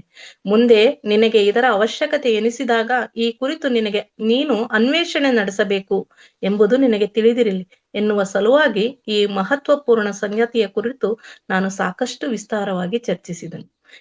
ಇದೆಲ್ಲವನ್ನು ಆಯೋಜಿಸಿದಂತ ಸೂಕ್ಷ್ಮ ಲೋಕದ ಆ ಭಾಗದ ಕುರಿತಾಗಿ ಏನೂ ಹೇಳುವ ಅವಶ್ಯಕತೆ ಇಲ್ಲ. ನಾವು ಅಲ್ಲಿ ಖುಲ್ಲಾ ಜಾಗೆಯಲ್ಲಿ ತಲುಪಿ ಒಂದು ದಡದಲ್ಲಿ ಒಂದು ಗಿಡದ ಬೇರುಗಳ ಮೇಲೆ ಕುಳಿತಾಗ ನಾನು ನಿನಗೆ ಸುಮ್ಮನಿರಲು ಹೇಳಿದ್ದು ನಿನಗೆ ನೆನಪಿರಬೇಕು. ಅದಕ್ಕೆ ಕಾರಣವೇನೆಂದರೆ, ಮನುಷ್ಯರು ಅಲ್ಲಿ ಬಂದು ಹೋಗಿ ತಮ್ಮ ಕಾರ್ಯವನ್ನು ನೋಡುವುದಕ್ಕೆ ದೇವ ಜಗತ್ತಿನ ಸದಸ್ಯರು ಆಕ್ಷೇಪವೇನೂ ವ್ಯಕ್ತಪಡಿಸುವುದಿಲ್ಲ. ನಾವು ಸೂಕ್ಷ್ಮ ಪ್ರಯಾಣ ಮಾಡಿದಾಗ ಈ ಜಗತ್ತನ್ನು ಕೂಡ, ಈ ವಲಯವನ್ನು ಕೂಡ ತಲುಪಬಹುದು. ಆದ್ರೆ ಈ ಮನುಷ್ಯ ರೂಪದಲ್ಲಿ ಇರ್ತಕ್ಕಂಥವ್ರು ಈ ದೇವ ಜಗತ್ತನ್ನು ನೋಡ್ಲಿಕ್ಕೆ ಆಕ್ಷೇಪವೇನು ಇರೋದಿಲ್ಲ. ಆದರೆ ಅವರು ತಮ್ಮ ತಮ್ಮ ಕೆಲಸ ಕಾರ್ಯಗಳಲ್ಲಿ ಯಾವುದೇ ರೀತಿಯ ಅಡಚಣೆಯನ್ನು ಬಯಸುವುದಿಲ್ಲ. ನಾವು ಈ ಭೌತಿಕ ಜಗತ್ತಿನಲ್ಲಿದ್ದು ನೋಡಿದ್ದಕ್ಕೆಲ್ಲ ಮಾತಾಡೋದು, ಅದರ ಬಗ್ಗೆ ಚರ್ಚೆ ಮಾಡೋದು ಮಾಡ್ತೀವಲ್ಲ, ಅದು ಅಲ್ಲಿ ಅವರಿಗೆ ಅಡಚಣೆಯನ್ನು ಉಂಟು ಮಾಡುತ್ತೆ. ಅದಕ್ಕೋಸ್ಕರ ಅವರು ನಮ್ಮಿಂದ ದೂರ ಇರ್ಲಿಕ್ಕೆ ಇಚ್ಛಿಸ್ತಾರೆ. ನಮ್ಮಿಂದ ಅಡಚಣೆ ಉಂಟಾಗುತ್ತೆ ಅಂತ ಹೇಳ್ಬಿಟ್ಟು ಅವರು ನಮ್ಮ ಹತ್ತಿರ ಸುಳಿಯೋದಕ್ಕೆ ಬಯಸೋದಿಲ್ಲ. ಸಂಪೂರ್ಣ ಆಯೋಜನೆಯ ಸಮಯದಲ್ಲಿ ತಮ್ಮ ಗುರಿಯ ಗಂಭೀರತೆಯ ಕುರಿತು ಅವರೆಷ್ಟು ನಿಷ್ಠೆಯುಳ್ಳವರಾಗಿದ್ದರು ಎಂಬುದನ್ನು ನೀನು ಗಮನವಿಟ್ಟು ನೋಡಿರಬಹುದು.